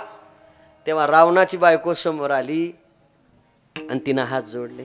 काय म्हणते? मंदोदरी बोले रावणा प्रती, स्वप्न देखिले मध्यरात्री, नेनो वानर मिळाले गिदे झळा सागर बांधिले. माझी विनंती आहे प्राणनाथा, तुम्ही शरण जा. तुम्ही लंकेचे राजे आहेत, काय कमी आहे? प्राणनाथा माझा ऐका, एका स्त्रीला जर तिच्या पतीपासून दूर करणारा जर कोणी असेल तर तुम्ही लंकेचे राजे आहात. तुम्ही जर असं करत असाल तर तुमचा पुरुषार्थ समजत नाही. तुमचा पुरुषार्थ त्यात नाही, उलट तुमचा पुरुषार्थ त्यात आहे. त्या स्त्रीला तुम्ही घेऊन जा, रामचंद्र प्रभू तुमच्यावर खुश होतील आणि तुम्हाला सुद्धा सर्वस्व प्राप्त करतील. बायकोचं सुद्धा ऐकलं नाही आणि रावण गेला. आता माझं याच्यात एक मत आहे, बायकोचं ऐकलं नाही म्हणून रावण गेला.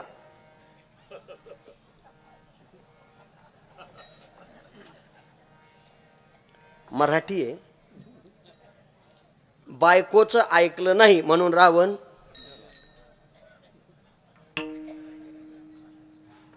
तुम्हाला माझा एक प्रश्न आहे, मग बायकोचं ऐकायचं की नाही ऐकायचं?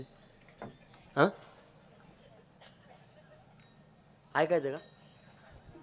मी ऐकणाराचं सांगतो, न ऐकणाराचं पण सांगतो. ऐका, जे बायकोचं ऐकतात त्याचं चांगलं होतं. माझं झालं, माझं झालं ना. कारण मी लय ऐकलं तिचं. मी माझ्या पुरतं सांगतो, आता पुढचं ऐका. सगळे माणसं बायकोच ऐकतात, पण रावण असा होता त्यानं स्वतःच्या बायकोचं सुद्धा ऐकलं नाही. आता माझं म्हणणं आहे, त्यानं बायकोच ऐकलंय म्हणून त्याचं चांगलं झालं वाईट झालं? बरं वाईट झालं बाबू. अरे तुम्ही अशा कशा रे? अहो साधं गणित आहे ना. जर बायकोचं ऐकलं असतं आणि सीता सोडून दिली असती तर तुमच्या दृष्टीने चांगलं झालं असं जरी असलं तरी राक्षस कुळाचा उद्धार रामाच्या हातून झाला नसता आणि रामाच्या हातून रावणाला मरण आलं नसतं. म्हणून रावणानं बायकोचं ऐकलं नाही. मग मी विचारतो, चांगलं झालं का वाईट झालं? अरे टेन्शन आलं तुम्हाला? अरे साधं गणित आहे ना.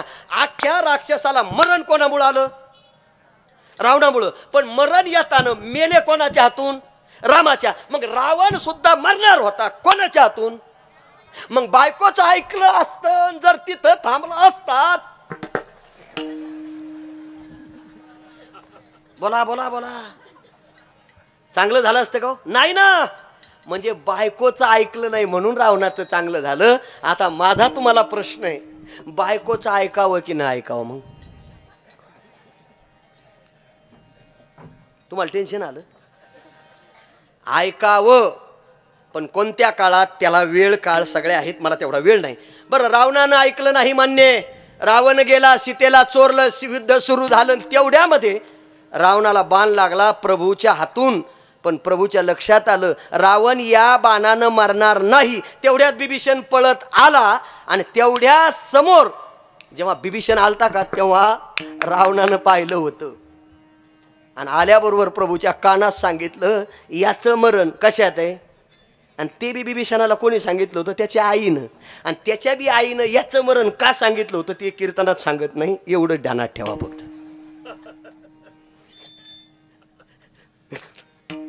म्हणजे मग मरण तर मरण, बरं ठीक आहे. पण ऐका ना, आता हे सगळं ठरलं आणि रावण असा पडणार. तेवढ्यात प्रभू पळत गेले भाऊ. आणि असं लहान लेकरू कसं आपण हातात झेलतो तसा रावण प्रभूनं असा हातात घेतला. आणि हे चित्र लक्ष्मणानं पाहिलं. लक्ष्मण म्हणतो, प्रभू ज्याच्यामुळं हे सगळं घडलं त्याला लेकरासारखं तुम्ही घेता, पडू द्या त्याला. कोणाला? रावणाला. लक्ष्मणाचं ऐकलं नाही. प्रभूनं मांडी घातली, मांडीवर ठेवलं. हे चित्र लक्ष्मणानं पाहिल्यावर तळपायाची आग मस्तकाला गेली. प्रभू मरू द्या त्याला, त्याच्यामुळं लय घडलंय, तुम्ही त्याला मांडी का देता? प्रभू म्हटले, रावण माझा भक्त आहे. एवढा शब्द लक्ष्मणानं ऐकला, तटकन उभा राहिला. प्रभू रावण तुमचा भक्त, हे जर तुम्ही मला आधी सांगितलं असतं ना 14 वर्ष तुमच्या बरोबर राहिलोच नसतो. अहो बायको तुमची चोरून नेली, भांडणं मी करतो. ज्यानं चोरून नेली त्याला मांडीवर घेता. वा रे वा, पक्षाचा अध्यक्ष. चोरून नेणाराला पुन्हा काय दिली? लक्ष्मण गरम झाला ना. प्रभू म्हणले जरा इकडे. जवळ घेतलं मग रावणानं बोलायला सुरुवात केली. अरे जगाचा मालक किती जरी प्रयत्न केले असते तरी कोणाला भेटला नसता. अरे मी तुझ्या भावाची धर्मपत्नी चोरून आणली आहे, पण जिवंत असेपर्यंत तुझ्या भावाला माझ्या नगरीत येऊ दिलं नाही. ऐक, माझा भाऊ तुझ्या भावाला मिळाला तरी पण तुझ्या भावाला नगरीत पाय टाकू दिला नाही. अरे तुझ्या भावाचा भाऊ शेषाचा अवतार होता, पण तरी सुद्धा मांडीवर झोपायचं भाग्य मला मिळालंय. सांग लक्ष्मणा. लक्ष्मण उभा राहिला आणि प्रभूला पुन्हा प्रश्न केला. प्रभू याच्यावर दया दाखवू नका, याला आताच्या आता बाण काढला लक्ष्मणानं. प्रभूनं त्याला सांगितलं थांब. आता ऐका, जेव्हा रावण मांडीवर हे सगळा संवाद चालला तेव्हा प्रभूनं सांगितलं त्याचं उत्तर एक आहे, लक्ष्मणा बोलू नको, रावण माझा भक्त आहे. मग लक्ष्मणानं हात जोडून विचारलं, प्रभू रावण तुमचा भक्त आहे, त्याचं उत्तर मला द्या, तुम्ही त्याच्यावर दया का करताय हे सांगा. तेव्हा प्रभूनं सांगितलं रावण आज वैरी आहे, पण जेव्हा रावणाला विद्या प्राप्त करायची होती तेव्हा रावणानं यज्ञ केला होता आणि पूजा करत असताना त्या यज्ञामध्ये एक कमळ कमी पडलं तेव्हा रावणानं मला शिर दिलं, म्हणून मरताना त्याला मांडी देतो. एवढी दया जगाच्या मालकाची आहे. आता याच्यातही थोडा प्रश्न आहे नरेंद्र भाऊ. जर जगाच्या मालकाने एवढी दया केली असं तुम्ही म्हणता तर ती कधी केली? कधी? अगोदर रावणाचं शिर घेतलं आणि मग मारताना त्याला मांडी दिली, म्हणजे त्याचं साध्य करून घेतलं, म्हणजे त्यानं माझ्यावर काहीतरी वजन ठेवलंय म्हणून मी त्याला मदत करणार. म्हणजे देवाची दया थोडीशी अप्पलपोटी नाही. आता पुढचं ऐका. जर देवाची दया तशी दिसती तर या जगात फक्त निस्वार्थी दया जर कोणाची असेल तर ती फक्त आमच्या संतांची आहे. संत तोचे जाना जगे, संत तोचे जाना जगे, संत तोचे जाना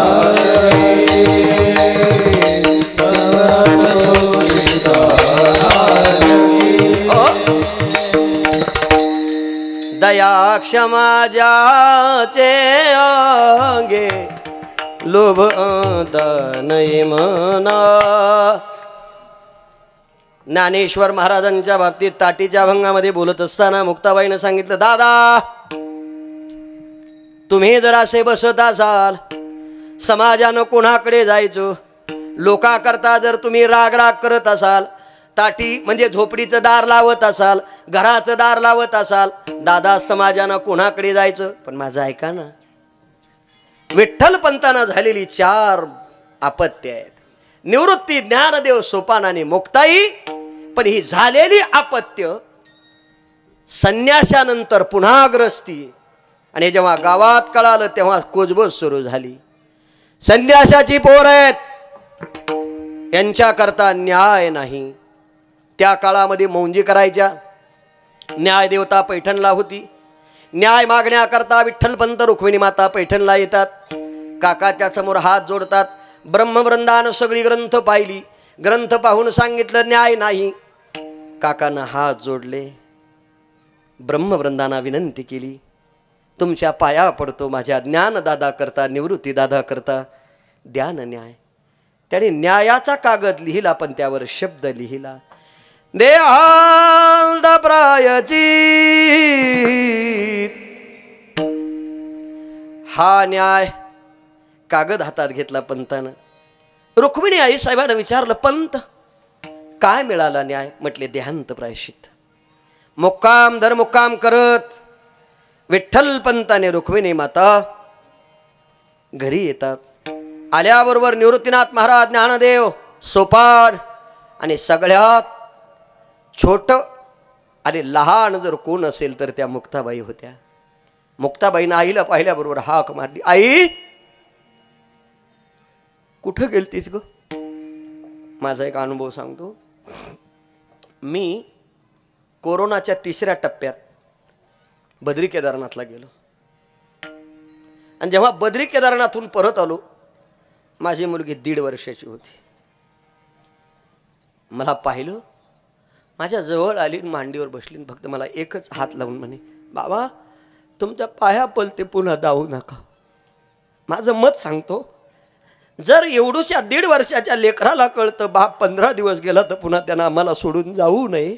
माझी विनंती आहे, रुक्मिणी आईसाहेब जेव्हा न्यायाचा कागद घेऊन लेकरा बाळाला झोपी घालणार आहे, जीव घालणार आहे, झोपेत टाकून निघून जाणार आहे, तेव्हा त्या रुक्मिणीला, त्या विठ्ठलपंताला मुक्ताबाई आठवली नसेल का? काय न्याय? जवळ आल्या, मुलाकरता जेवण बनवलंय, रांगोळी काढलेल्या बाळांना जेवायला घातलेलं आहे. रात्री 12 वाजता बरोबर दोन्ही सगळी बाळं झोपी घालून झोपेत टाकून निघून जायचंय. ऐका, घरी आल्यावर ताट मांडलंय, जेवणाकरता सगळे जेवतात, पण मुक्ताबाईनं घास घेतला आणि आपल्या आईच्या मुखाला लावलं आणि सांगितलं, आई आम्हाला जेवू घालण्याकरता एवढे कष्ट करतेस ग? 3 दिवस झाले तुला अन्न नाही, पाणी नाही, तू जोपर्यंत खात नाही आई तोपर्यंत मी खाणार नाही. माझं मत सांगतो, जी माय झोपेत टाकून निघून जाणार आहे त्या माईला लेकराच्या हातात घेतलेला घास विषासारखा वाटत नसेल का? आज मुक्ता माझ्या मुखात घास घालेल, पण मी हातात घेतलेला घास जेव्हा मुक्ताईच्या हातात मुखामध्ये घालेल, उद्या त्याच मुक्ताईला माय दिसणार नाही, तेव्हा ती कोणाकडे जाईल रे? कोण तिच्यावर दया? नाही. जेवण झाले, सगळे झोपलेले आहेत. माध्यानाला चंद्र आलेला आहे. पंतांना जाग आली.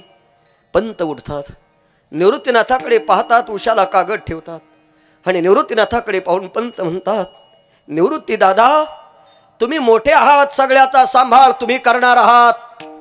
आजपासून ज्ञानदादाची जबाबदारी तुमच्यावर आहे.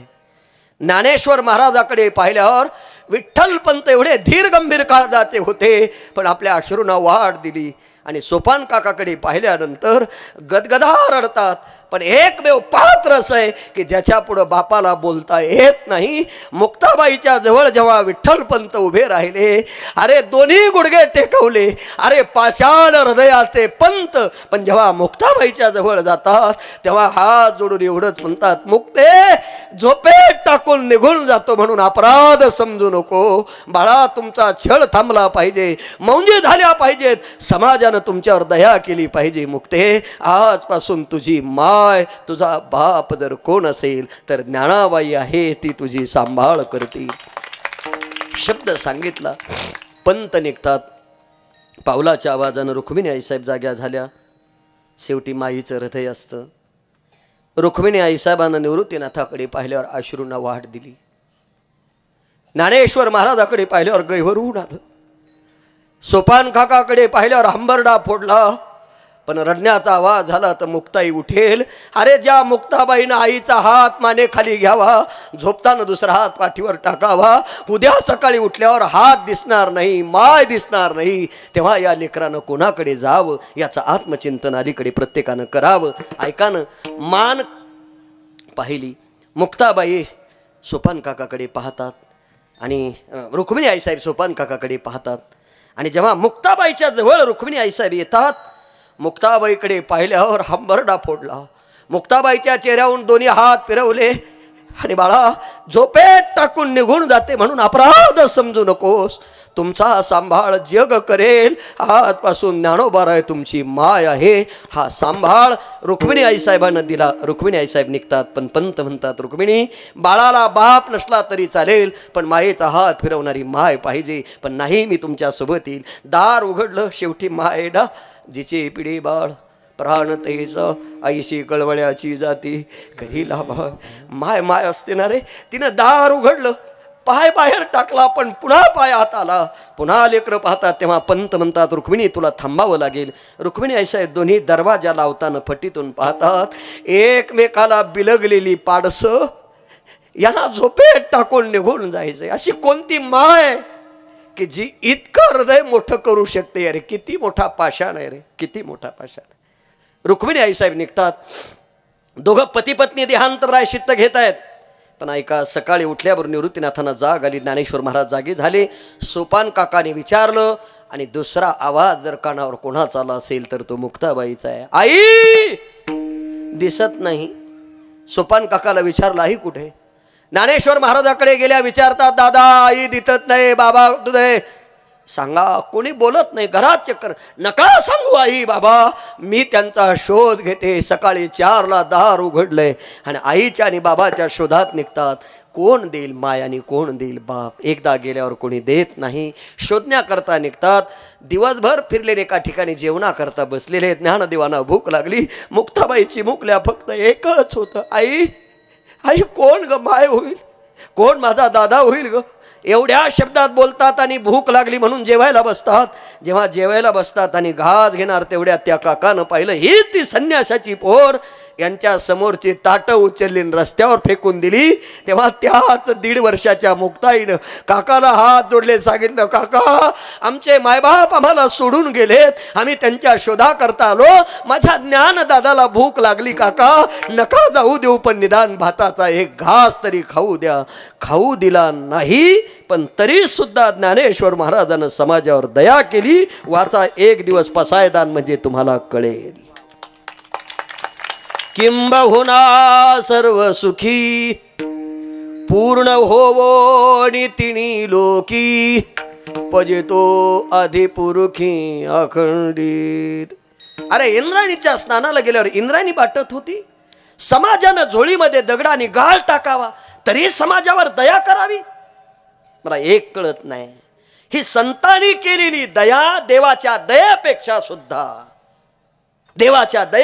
सुद्धा निस्वार्थी दया आहे. म्हणून संत सोडून या जगात आपल्यावर दया करणारे दुसरे कोणीच नाहीत, ते फक्त संत आहे. ज्ञानोबाराय वर्णन करतात, तुकोबाराय सांगतात, भूतदया गाई पशुचे पालन तान्हिल्या जीवन वना माझी.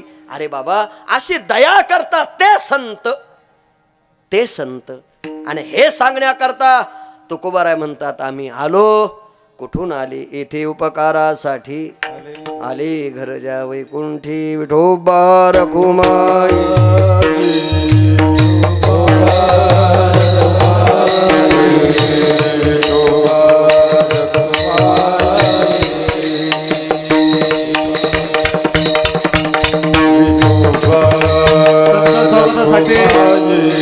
सन्मान्य अनिल पांडुरंग गुंजाळ, राजेंद्र मधुकर गुंजाळ, त्याचप्रमाणे नामदेव विठोबा गुंजाळ, विठ्ठल दगडू गुंजाळ, भास्कर पुंजा गुंजाळ, राजेंद्र सदाशिव गुंजाळ, अण्णासाहेब सुखदेव सोनोने, बाबासाहेब मारुती गुंजाळ आणि कैलास मधुकर गुंजाळ. चला, महाराजांच्या स्वागतासाठी व्यासपीठावरती यायचं आहे.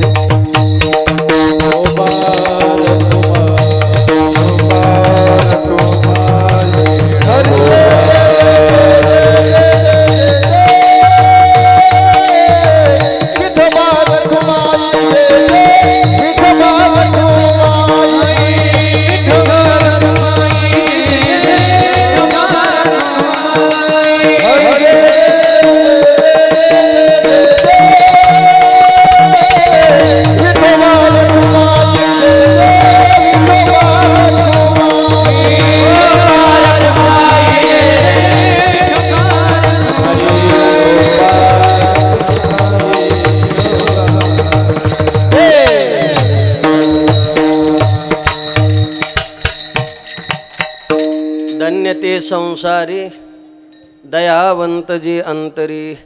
तुमच्या आमच्यावर दया करतात ते दया करणारे संत. येथे उपकारासाठी आले घर ज्या वैकुंठी. वैकुंठाहून उपकार करण्याकरता आले. कोणते उपकार केले? केले उपकार सांगू काय? बापन क्रियाशी माय धर्मी त्यांचे देखील पाय. दिले अक्षय अभयदान गा. संतांचे जे उपकार आहेत त्या उपकाराची उतराई होता येत नाही. आणि हे सांगण्याकरता इथे उपकारासाठी आले घर ज्या वैकुंठे. आणि जे सांगतात ते खोटं नाही सांगत. लटिके वचन नाही देह उदासीन. महाराज म्हणतात आम्ही लटकं बोलत नाही. लटकं बोलत नाही म्हणजे कसं बोलतात? कसं बोलतात ऐका. निमेष मात्रे देह पालटिला श्रेयचा तो केला पुरुष उभा. पुलतांब्याला आपल्या तुमचा अहमदनगर म्हणजे अहिल्यानगर जिल्हा इतका पवित्र आहे राहो. एकदा टाळी वाजवा गड्या. अहो सगळं इथंच आहे ना. नेवासा, पुलतांबा, चांगदेव महाराज, अगस्ती महाराज. म्हणजे तुम्ही नगर जिल्ह्यातली माणसं इतके भाग्यवान आहे. तुमच्या दर्शनाकरता मला जालन्याहून यावं लागलं. हे माझं भाग्यच म्हणलं पाहिजे ना. मी जालन्याचा आहे बरं का. पण ऐका, लटिके वचन नाही देह उदासीन. ज्ञानोबारायच्या दर्शनाकरता सगळे आले. दर्शन घेताना 4 मुली होत्या. आईनं दर्शन घेतलं आणि ज्ञानोबारांनी एकाला दर्शन घेताना सांगितलं बाळा उठ. बाळा म्हटल्याबरोबर ती माय जवळ आली. म्हटले महाराज बाळा नाही बाळी आहे बाळी. ज्ञानोबाराय म्हटले बाळो. म्हटले नाही तो तो तो. माय म्हणते नाही ती. ज्ञानोबाराय म्हणतात तो. छोट्या मुक्ताबाई जवळ गेल्या आणि त्या आईला सांगतात अगं माझा ज्ञानदादा बोलला ना तेच होतं. म्हटले बघ बरं जरा. निमेष मात्रे देह पालटिला श्रेयचा तो केला पुरुष उभा. लिंग देहामध्ये बदल झाला आणि मुलीचा मुलगा झाला. हे करण्याची ताकद ज्यांच्यात आहे ते फक्त संतच आहे आणि तेच बोलू शकतात. लटिके वचन नाही देह उदासीन. आणि मग लटकं बोलत नाही. कसं बोलतात? मधुरावानी ओटी तुका म्हणे वाव पोटी. मधुर शब्दाचा अर्थ गोड आहे. पोट शब्दाचा अर्थ हृदय. फक्त एवढंच सांगतो दुसऱ्याला कळेल असं बोलावं, दुसऱ्याला समजेल असं बोलावं, दुसऱ्याचं कल्याण होईल असं बोलावं, दुसऱ्याचं वाटोळं होईल असं बोलू नये. आपल्या बोलण्यानं दुसऱ्याचं जळल असं बोलू नये. आपल्या बोलण्यानं दुसऱ्याचं सगळं घर नासल असं बोलू नये. दुर्योधन तसा होता. इथं सांगायला मला वेळ नाही. ओवी पण सांगतो. साचा निमवाळ मेतुले आणि रसाळ शब्द जैसे कल्लोळ अमृताचे. अमृतासारखं बोललं पाहिजे. कसं बोलू ऐसे बोले जेने बोले विठ्ठल डोले. प्रेम सर्वांगाची ठाई वाची विठ्ठल रुक्मा. बोलावा विठ्ठल पहावा हरी बोला भांडता हरी बोला कांडता. उठता बैसता हरी बोला. नाही जमलं तर आबोला धरा. नाही जमलं तर आबोला धरा. पण माणसं आबोला धरीत नाही तो बोलल्याशिवाय. दुर्योधनाच्या समोर द्रौपदी आली होती. तिला किती पती होते?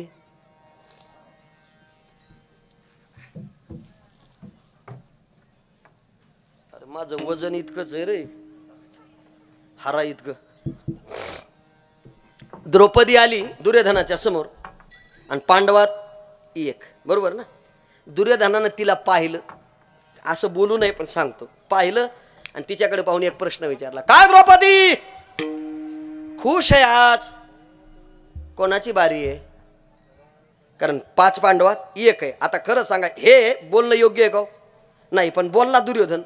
द्रौपदीनं खाली मान घातली. भगवंताचं धावा केला आणि पटकन भगवान आले. म्हणले भाऊ झालाच कशाला? म्हणले याचं बघ ना मला किती सहन करायची वेळ आली. भगवंतानं विचारलं काय झालं? म्हणले त्याच्या घरापुढून त्याच्या समोरून जाण्याचा रोजचाच माझा रस्ता आहे आणि रोज त्यानं मला पाहिलं की मला विचारतो आज कोणाची बारी आहे? तुझं करायचं काय एवढा मालक असून? म्हणले मग एक काम कर, उद्या जाताना त्याच्या समोर जायचं पण खाली मान घालून नाही, ताट मानेन जायचं. आणि त्यानं जर विचारलं ना आज कोणाची बारी आहे तर त्याला फक्त सांगायचं शेषाची बारी आहे. द्रौपदी म्हणली शेषाची म्हणजे तेवढं सांग. हा त्याचा 7-12 आहे. सर्च रिपोर्ट माझ्याकडे 35 वर्षापूर्वी हा कोणाचा कोण आणि कोणाच्या पोटी आहे हे फक्त मला माहिती आहे. तू जाय म्हणली. कोणाला सांगितलं? द्रौपदीला. द्रौपदी आली आणि दुर्योधनानं पाहिलं. काय द्रौपदी आज खुश दिसताय, कोणाची बारी आहे? द्रौपदी म्हणली दुर्योधना आज शेषाची बारी. शेषाची म्हणले हे तटकनच उठलं. ते म्हणलं शेषाची बारी हे हिला कसं कळलं? कारण गाढवाच्या पोटी याचा बाप आणि ते मी सांगत बसत नाही. आता जर हिनं एवढ्या लोकांना सांगितलं हे गाढवाच्या म्हणजे आता नुसतं शेषाची बारी हे कोणी सांगितलं? देवानं. तिथून पुढे दुर्योधन बोलायचं बंद झाला. माझी तुम्हाला विनंती आहे, दुसऱ्यानं आपल्या वर्मावर बोट ठेवून तालुक्याला सांगण्यापेक्षा आपण आपलं गप राहिलेलं बरं. हे कशा करता बोललो? पहिलं उदाहरण दुर्योधनाचं सांगितलं. हे जनरल का सांगितलं? असं जर तुम्ही एखाद्याच्या वर्मावर बोट ठेवून बोललं तर त्याला त्याचा राग येतो आणि वर्मावर बोलल्याचा परिणाम वाईट होतो. म्हणून मधुरावाणी ओटी तुका म्हणे वाव पोटी ज्ञानेश्वर माऊली.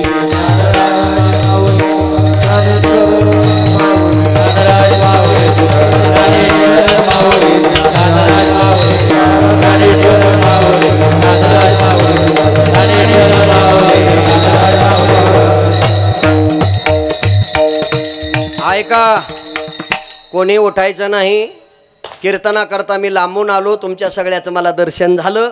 मला इथं येण्याकरता सप्ताह समितीने बोलवलं आणि माझ्यावर नितांत ज्यांचं प्रेम आहे ते नरेंद्र भाऊ यांनी मला फोन केला. आता माझी फक्त एक रिक्वेस्ट आहे, ऐकाल ना? म्हणजे माझी एक विनंती आहे. मराठीचं बोलाय घोटाळाच होतो ह्यो. सगळेजण हात वर करा. हात ज्यांना ज्यांना आहे ते बरं. ते तिकडे पलीकडे तुम्ही आमचे नाहीत का? रस्त्याच्या पलीकडे. हां आता आपण सगळे एक आहे, 2-4 मिळून एकत्र झाले. करा वर हात. तुकाराम तुकाराम तुकाराम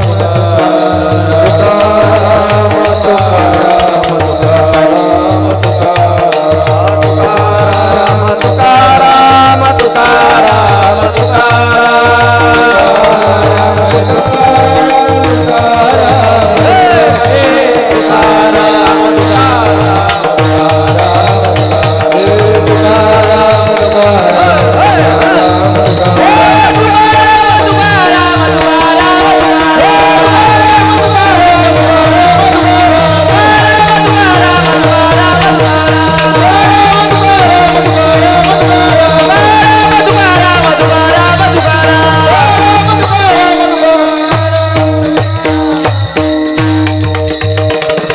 विठ्ठल जय